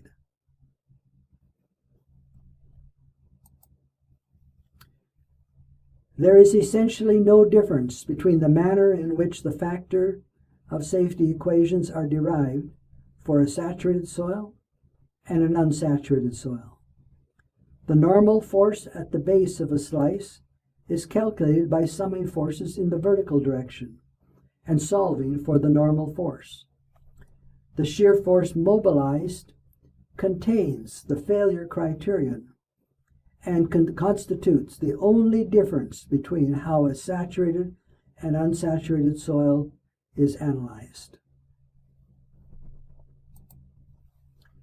It is possible to derive a moment equilibrium factor of safety equation and also a horizontal force equilibrium factor of safety equation. These equations take the same form for an unsaturated soil as for a saturated soil. This means that it is possible to solve for two factor of safety equations for a slope, one with respect to moment equilibrium and one with respect to force. The differences in the two factor of safety equations will occur because of the manner in which the interslice forces are handled in the analysis. Morgenstern in 1965 found that the interslice forces could be adjusted such that the moment and force equilibrium factor of safety equations would become equal. In order for this to happen, he introduced an empirical lambda factor, which could be visualized as a percentage of the interslice shear forces that were used in the analysis. The lambda value affects the computed normal force on the base of each slice. By plotting the moment and force equilibrium factors of safety versus the lambda value, it is possible to observe that under a unique set of interslice shear forces, the two factors of safety give a single value. In other words, it was the interslice shear forces where both factors of safety were equal. The plot shown is for a circular slip surface, and it shows that the moment factor of safety equation is less sensitive to changes in the interslice shear forces than is the force equilibrium factor of safety equation. A natural question to ask when studying the effect of matrix suction on the stability of slopes is, how much does suction affect the computed factor of safety of a slope? To respond to this question, it is possible to convert matrix suction to an equivalent cohesion value and observe how the factor of safety of a slope changes with cohesion. The graph shown is for a soil with a phi b value of 20 degrees. The analysis is done for a 2-to-1 slope and for a 3-to-1 slope. The plot shows that less than 1 atmosphere of matrix suction can increase the factor of safety by more than 50%. In other words, even a small amount of matrix suction can have a significant influence on the calculated factor of safety. In the early 1980s, A concrete lined shaft was excavated to about 25 meters in Hong Kong. Measurements were made of the matrix suction throughout the unsaturated soil profile for more than a year. It was observed that matrix suctions reduced near the ground surface during the rainy typhoon season of the year. Also, the water table fluctuated by several meters. However, the rest of the suction profile remained essentially constant, with suctions around 80 kilopascals. These observations helped geotechnical engineers understand why most of the slopes in residual soils remain stable throughout the year, even throughout the times of the period of heavy rainfall. It is possible to numerically model changes in the factor of safety of a slope by first modeling seepage from rainfall on the slope. This slope shown is typical of that encountered in places like Hong Kong. The water table is at a considerable depth, and the zone above the phreatic line is unsaturated. Reasonable seepage boundary conditions can first be applied to the slope. Since the analysis is transient in nature, it is necessary to establish starting or initial pore water pressure conditions. This can be done by first subjecting the slope to average annual precipitation conditions, either net or average values. The resultant pore water pressure profile is shown for the XX cross-section near the midpoint of the slope.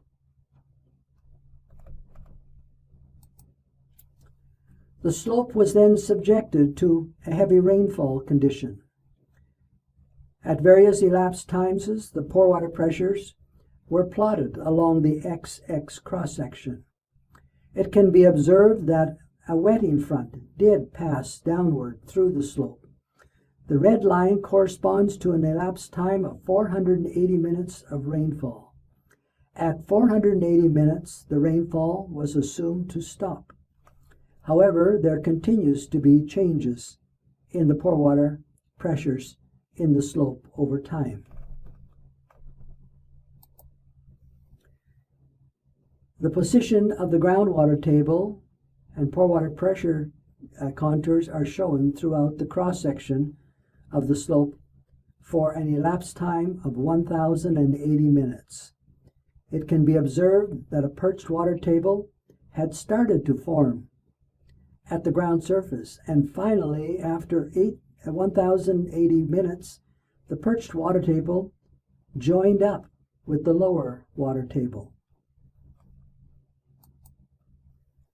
The computed pore water pressures were imported from the seepage analysis into a limit equilibrium slope stability analysis, and the changes in the computed factor of safety were observed.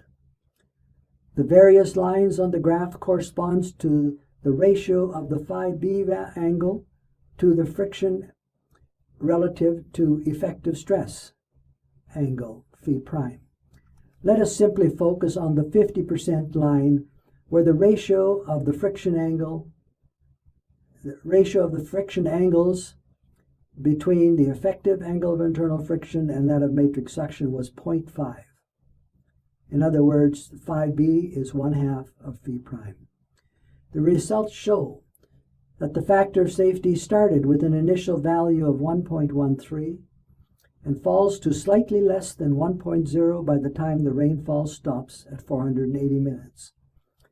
Once the rain stops, the regain in factor of safety is slow, but it gradually returns to a value greater than 1.0.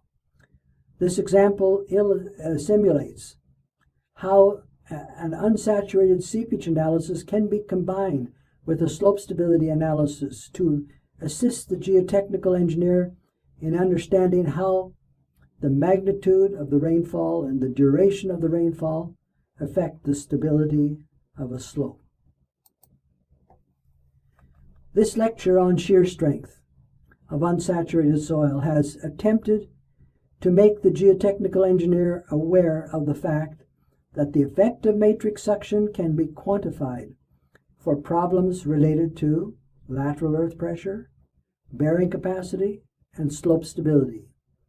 As a result, there are situations where the concepts of shear strength can provide value-added benefits for engineering design.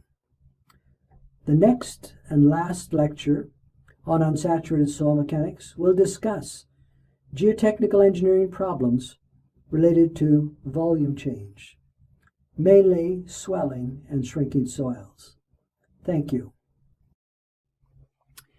My name is Fredlund, and this is the 6th in a series of lectures on unsaturated soil mechanics. Today's lecture is on the analysis of stress deformation and volume change problems involving unsaturated soils. Let me start by briefly taking us back to lecture number 2, where I described the importance of knowing the stress state for an unsaturated soil. You will recall that 2 independent stress tensors must be given consideration when describing the physical behavior of an unsaturated soil. One tensor could sustain shear stresses, and it was called the net normal stress tensor. The other tensor was called the matrix suction tensor, or simply the suction tensor, and it was isotropic in character since it was the difference between 2 isotropic stresses, namely pore air pressure and pore water pressure. The stress state variables were presented in the form of a 3x3 matrix, or a tensor, and that was important because we live in a 3-dimensional world. Our goal as soil mechanics practitioners is to be able to describe the physical behavior of soils in terms of state variables. The stress state variables at a point can be viewed as surface tractions on a referential elemental volume, or an REV, in the x, y, and z directions, or the Cartesian coordinate directions. The goal in this lecture is to link the stress state variables for an unsaturated soil with the deformation state variables for an unsaturated soil. In so doing, the goal is to be able to map changes in the relative amount of each phase in the REV of an unsaturated soil. It is also important that there be a smooth transition between descriptions of physical behavior between saturated and unsaturated soils. Constitutive relations for volume change relate the deformation state to the stress state variables. Constitutive relations are required for both saturated and unsaturated soils. In addition to overall volume change, it is necessary to predict relative changes in the amount of each of the phases in the REV. Several forms of constitutive relations can be formulated. The soil mechanics form is based on historic soil mechanics volume mass variables such as void ratio, degree of saturation, and water content. The compressibility form also originated very early in soil mechanics. The elasticity form arose out of a desire to visualize soil behavior in the same context as used for other building materials. There are mathematical relations that allow transitioning between the various constitutive forms. Volume changes can be described in terms of the deformations of the soil structure and relative volumes of water and air in the element. Integration of deformations provides information on displacements. The justification for deformation state variables is based on the need to satisfy the conservation of mass for the unsaturated soil. The use of a referential elemental volume, an REV, means that the element is fixed to a particular mass of soil particles. The volumetric continuity requirement must be satisfied to ensure that there are no gaps between the phases. A referential type element can be selected for describing the deformation of an unsaturated soil element. The element is referential in the sense that the element of soil is referenced to a fixed number of soil particles. When a change in the stress state is imposed, the referential element will translate and deform. The translation and deformation are used to define longitudinal strains and shear strains in accordance with continuum mechanics definitions. The relative amounts of air and water in the pore space may change as the element deforms. These changes also need to be accounted for. Conservation of mass for all phases involved must be maintained at all times in the REV. This means that the sum of volume changes with respect to each of the phases must equal the overall volume change of the referential element. This can be achieved by imposing a volumetric continuity requirement on the REV element. In other words, the sum of changes in the volume of air and water in the REV element must be equal to the overall volume change of the REV, since the soil particles are assumed to be incompressible. The continuity requirement also makes it clear that two independent constitutive relations are required to define constitutive volume change behavior for an unsaturated soil. A strain tensor can be written for the overall REV element. It is comprised of 3 longitudinal strain components and 6 shear strain components. Only the soil solids can sustain the shear component of deformation. The trace of the strain tensor, that is the sum of the 3 longitudinal strain components, correspond to the overall volumetric strain of the REV. The assumption is made that only longitudinal strains result in the change in volume of the REV. Volume mass constitutive relations are empirical linkages between the deformation state variables and the stress state variables. The empirical constitutive relations result in the incorporation of soil properties, that is, deformation soil properties. Several forms of constitutive relations can be developed. The elasticity form is consistent with Hooke's law, where the following assumptions are made. The normal stress does not produce shear strains. And the second assumption is that shear strains do not produce normal strains. It should be noted that the elasticity form of the constitutive relations is generally used in computer software code. However, it is important to understand the relationship of the elasticity form to both the compressibility form of the constitutive relations and the soil mechanics form of constitutive relations. As a reminder and a point of reference, let us review the form of the equation used for Hooke's law for linear elastic behavior of a saturated soil. The soil is assumed to be isotropic and homogeneous. The longitudinal strain in each of the Cartesian coordinate directions are written in terms of changes in the stresses in all 3 coordinate directions. Young's modulus, capital E, is the material property defining the relationship between stress and strain for each of the principal directions. The Poisson's ratio, mu, is used to define the effect of orthogonal direction stress changes. The concepts associated with Hooke's law for a one-phase solid material and for a saturated soil can be extended to embrace the linear elastic behavior of an unsaturated soil.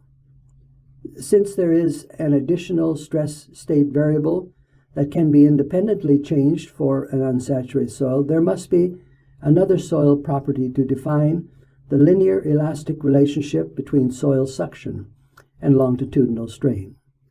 This variable is designated by the letter capital H. and is described as the modulus of elasticity for the soil structure with respect to a change in matrix suction. The longitudinal strain equations can be written for each of the three coordinate directions. It is well known that soil behavior may be nonlinear in behavior.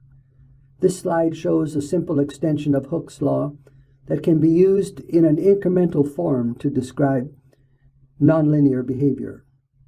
The incremental form of Hooke's law that allows for the approximation of nonlinear elastic behavior. Since there are two independent stress state variables that can produce volume change, the associated constitutive relationship becomes three-dimensional in form. One stress variable is net normal stress, and the other is the matrix suction stress variable. There can also be different stress paths associated with net normal stress. The variation in stress paths will be discussed later. This slide is simply an attempt to illustrate the three-dimensional constitutive surface using two-dimensional graphics. The volumetric continuity requirement shows us that a second constitutive relationship was required in order to quantify changes in the relative percentages of air and water in the voids of the unsaturated soil. In other words, another constitutive relationship is needed for either the air or water phase.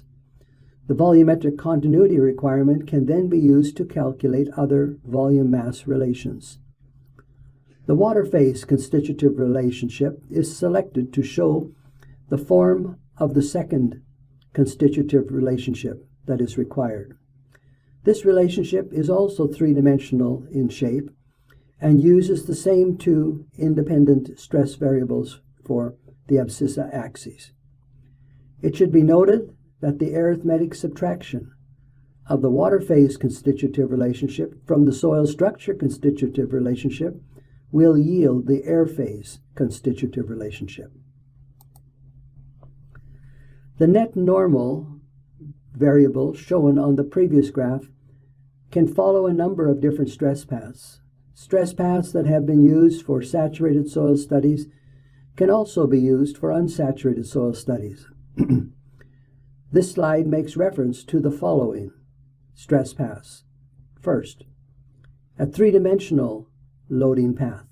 Secondly, an isotropic stress path. And third, a uniaxial stress path.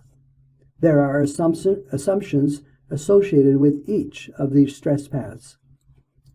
If the assumptions are applied to the Hooke's law equation for a linear elastic material, it is possible to calculate the relationship between the elastic soil properties and each of the types of loading familiar in soil mechanics. In other words, a variety of laboratory test procedures could theoretically be followed in order to calculate the linear elastic soil properties. Two further forms of loading a soil are shown on this slide, namely triaxial, or actually biaxial loading, and finally K0, or one-dimensional loading. Once again, the elastic properties corresponding to the Hooke's linear elastic equation can be calculated. The conversion of measured unsaturated soil properties to Hooke's linear elastic parameters are illustrated for the case of isotropic loading of the soil. For isotropic loading, all three longitudinal strains are added together to get the volumetric strain. Adding the three equations results in an equation that relates the bulk modulus of the soil to the elastic soil properties. In other words, the bulk modulus is equal to Young's modulus divided by 3 times 1 minus 2 times the Poisson's ratio.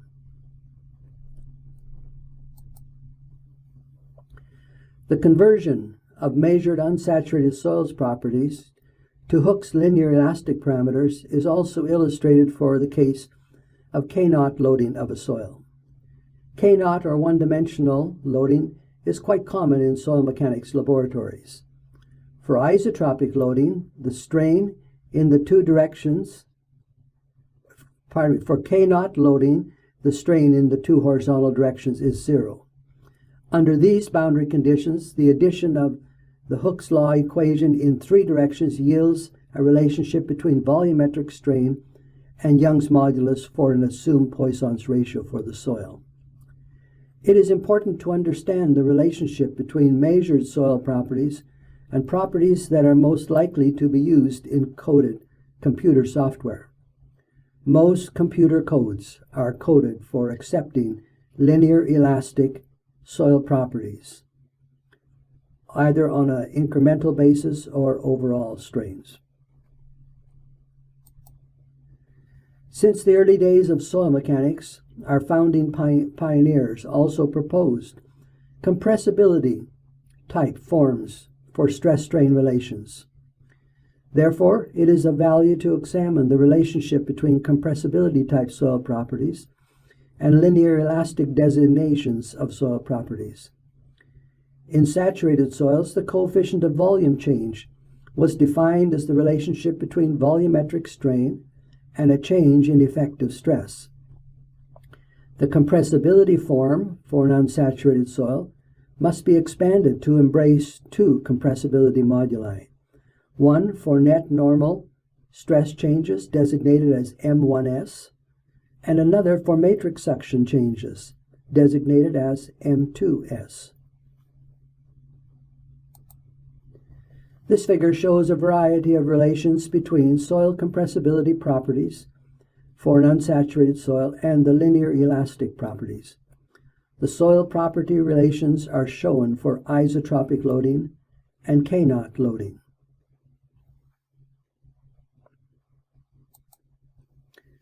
There are also soil mechanics terminologies that have been used since the inception of the soil mechanics discipline. For example, volume changes were described in terms of void ratio changes, and the soil property relating void ratio changes to effective stress changes was the coefficient of compressibility, A sub V. The soil mechanics terminology can be extended to embrace unsaturated soil behavior. For unsaturated soil, there needs to be a coefficient of compressibility with respect to net normal stress changes, designated as A sub T, and another coefficient of compressibility with respect to matrix suction changes, designated as A sub M.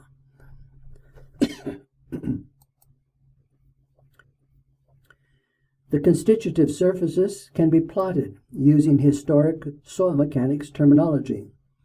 Void ratio is used to define volume changes for net normal stress changes and matrix suction changes.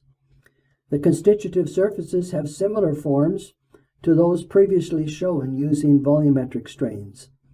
If the three-dimensional constitutive surface is folded onto a two-dimensional plot, the void ratio changes produced by changing each of the stress variables can be compared.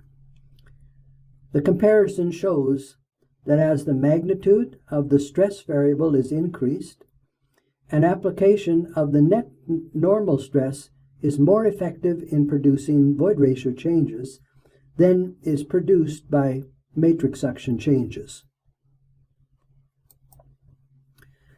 A similar comparison can be made by examining the gravimetric water content constitutive surface plotted using soil mechanics terminology.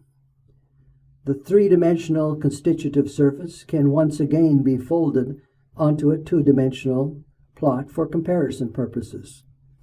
The comparison shows that as the magnitude of the stress variable is increased, the application of the net normal stress is less effective in producing water content changes than are produced by changing the matrix suction. A further comparison can be made by changing the void ratio and water content changes, putting them onto a common or ordinate scale. The comparison shows that when a soil is started at saturated conditions, there will be a three-dimensional separation in the constitutive behavior as stress states are increased. The net normal stress increases will produce the largest void ratio changes, while matrix suction changes will produce the greatest water content changes. I think that enough detail has been given on the theoretical relationship between measured soil properties. So I think it is clear that volume changes, engineering problems, it's obvious that these are more complex than what they were for saturated soils. But now let's take a look at the application of the theory to real-world volume change problems.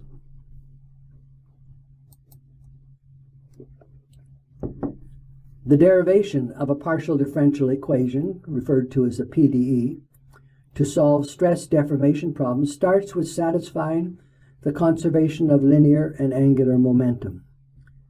Constitutive equations are then substituted into the force equilibrium equations.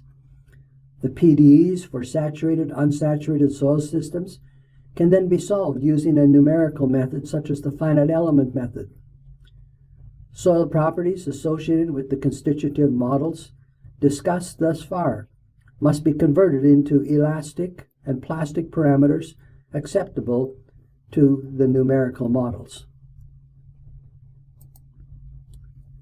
This slide shows the force equilibrium equations in the three Cartesian coordinate directions. These equations form the starting point for stress deformation analyses. A variety of stress-strain constitutive models could be inserted into the force equilibrium equations. These models fall into the broad categories of elastic models and elastoplastic models. The resulting partial differential equations can be solved for displacements resulting from various applied boundary conditions and loading conditions. The boundary conditions in terms of force and displacement must be applied on the boundary nodes of a finite element mesh. It is outside the scope of this presentation to provide further details on solving force displacement type problems. Rather, a couple of examples of solved problems will be presented.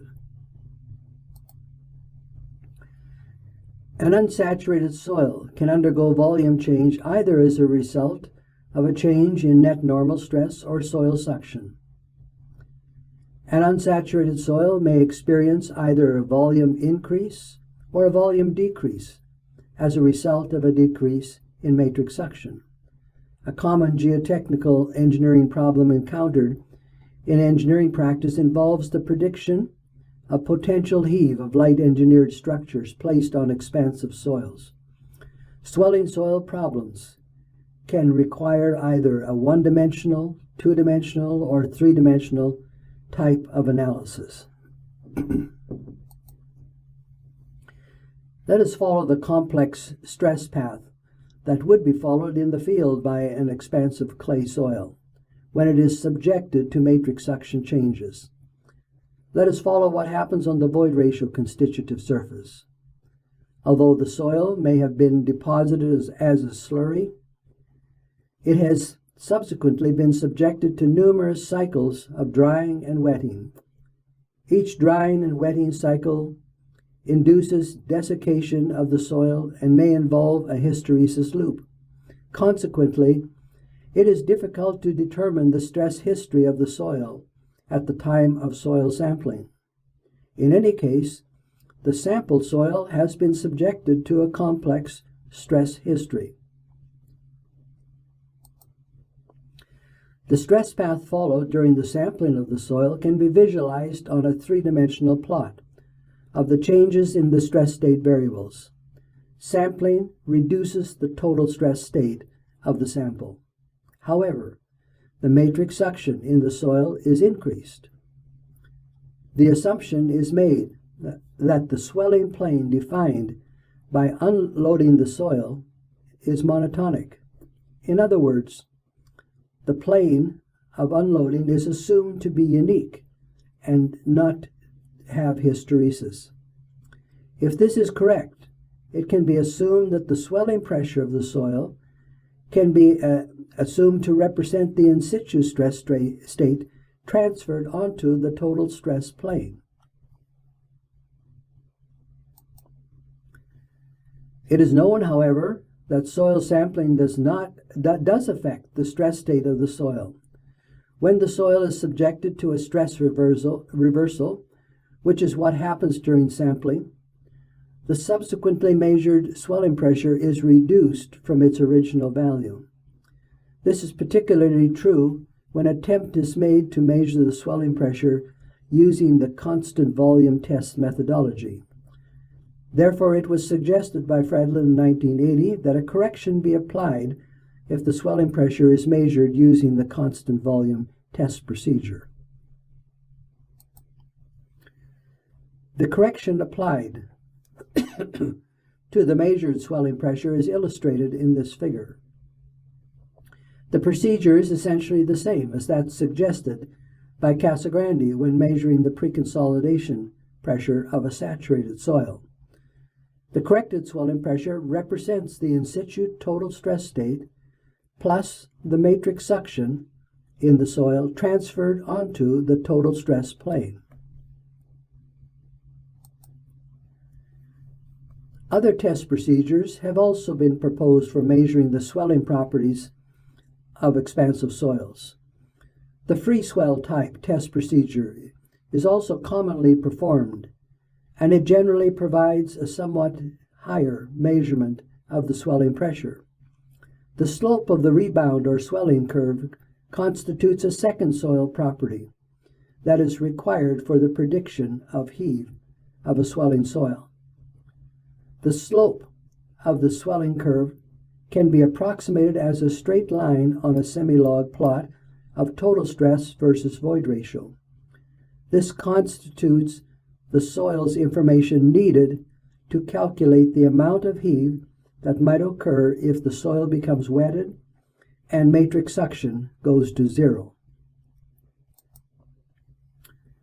The slope of the straight line on a semi-log plot, shown as the equation that needs to be solved for the prediction of one-dimensional heave, is the same form of equation that is commonly used to calculate the settlement of a soft, normally consolidated clay soil.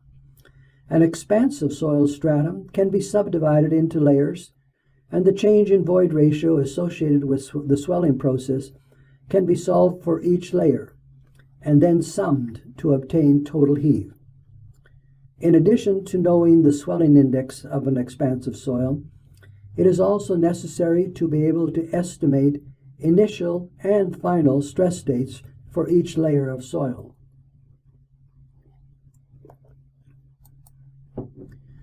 The initial stress state on the total stress plane is referred to as the corrected swelling pressure of the soil. The swelling pressure is assumed to be equal to the net overburden pressure in the field plus the matrix suction transferred onto the total stress plane. Therefore, the matrix suction component is referred to as the matrix suction equivalent. The final stress state within each soil layer of an expansive soil can be written as the original total stress plus or minus any changes there might have been due to excavation or placement of additional soil. It is also possible to assume that the final pore water pressure under equilibrium conditions can be a negative or positive value as shown in this figure. Let us consider one example calculation for the prediction of total heave in an expansive soil. 3 swell pressure tests were performed in the laboratory, and the swell pressure decreased from around 800 kilopascals near the surface to 300 kilopascals at depth. The swell index of the soil was 0.21, and the final pore water pressure was assumed to be 7 kilopascals. The expansive soil strata was divided into 3 layers. Using the above suggested equation for heave, a one-dimensional analysis predicted the total heave to be 221 millimeters. The analysis for the prediction of heave is often more complex than what has just been described. In reality, there are two physical processes involved when dealing with expansive soils. The movement of water can be either in a one-dimensional framework, two-dimensional, or three-dimensional framework.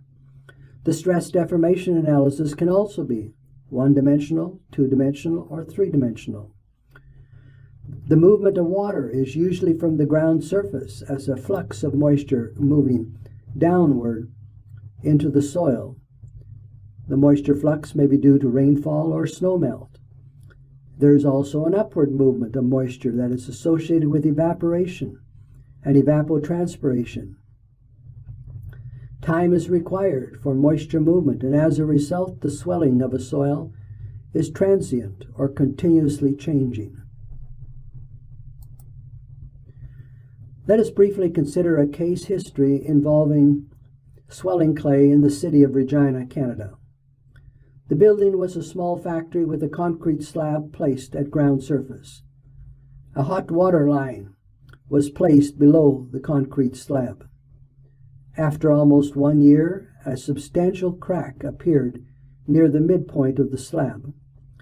During the construction of the building, soil samples had been taken and instrumentation had been installed below the slab.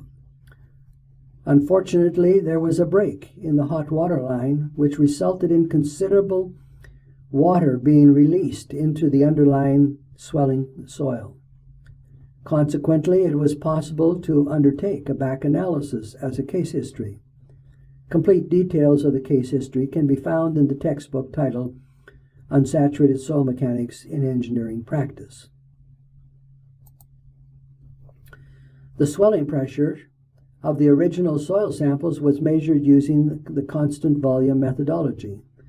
The uncorrected and corrected swelling pressures were plotted versus depth.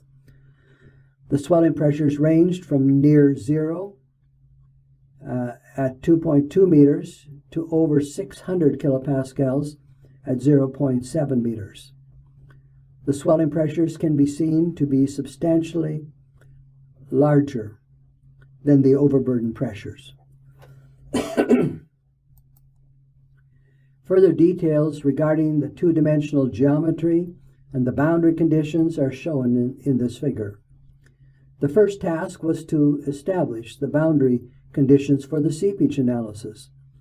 The seepage analysis is transient in nature, and therefore initial conditions needed to be first established. Water usage records establish the surface flux of water entering the soil. Infiltration could be modeled over time. The changes in water content could then be imported into a two-dimensional stress-strain model, which allowed the computation of vertical heave as a function of elapsed time of infiltration. Final vertical displacements were compared to measured displacements for a vertical section below the center of the slab. A comparison of the calculated and measured vertical heave was made across the slab, with the cross-section going through the point of maximum movement. Ground movement plates followed the movement of heave at several depths. The maximum measured heave was about 75 millimeters. The measured final vertical displacements of the surface of the concrete slab is plotted using a dashed line on this graph. Contours of the calculated heave of the concrete slab are also plotted versus elapsed time. The effect of the assumed final boundary condition is also shown. The steady-state seepage contour corresponds to the amount of water lost into the expansive soil under steady-state seepage. There is close agreement between the measured and calculated concrete slab movements. Vertical heave contours could also be plotted versus depth for the selected cross-section across the slab. The contours correspond to steady-state seepage conditions. This case history has been presented with a limited number of possible graphs. There are many others that could be plotted. In addition, it is possible to analyze many possible scenarios. This all provides the geotechnical engineer with a much better feel for the possible behavior of light engineered structures. I would like to conclude this lecture series with a pictorial showing my view of the world of soil mechanics. My bias may show in the depiction of soil mechanics. I have placed the phreatic line through the middle of the world, laying claim to no more than 1/2 of the world of soil mechanics. However, in all seriousness, what I want to illustrate in as simple a form as possible, the way in which unsaturated soil mechanics can be viewed as a simple extension of saturated soil mechanics. The simple concept that I wish to convey is that total stresses and soil suction form two independent stress state variables that set the stage for the development of constitutive relations that are consistent with the forms that we have become familiar with in the application of saturated soil mechanics. I hope that you have found the lectures to be informative. This concludes the lecture series on unsaturated soil mechanics prepared for the International Society for Soil Mechanics and Geotechnical Engineering. Thank you for listening, and I trust that you find these lectures as provide a start to understanding the added value benefits that can be derived through the application of unsaturated soil mechanics.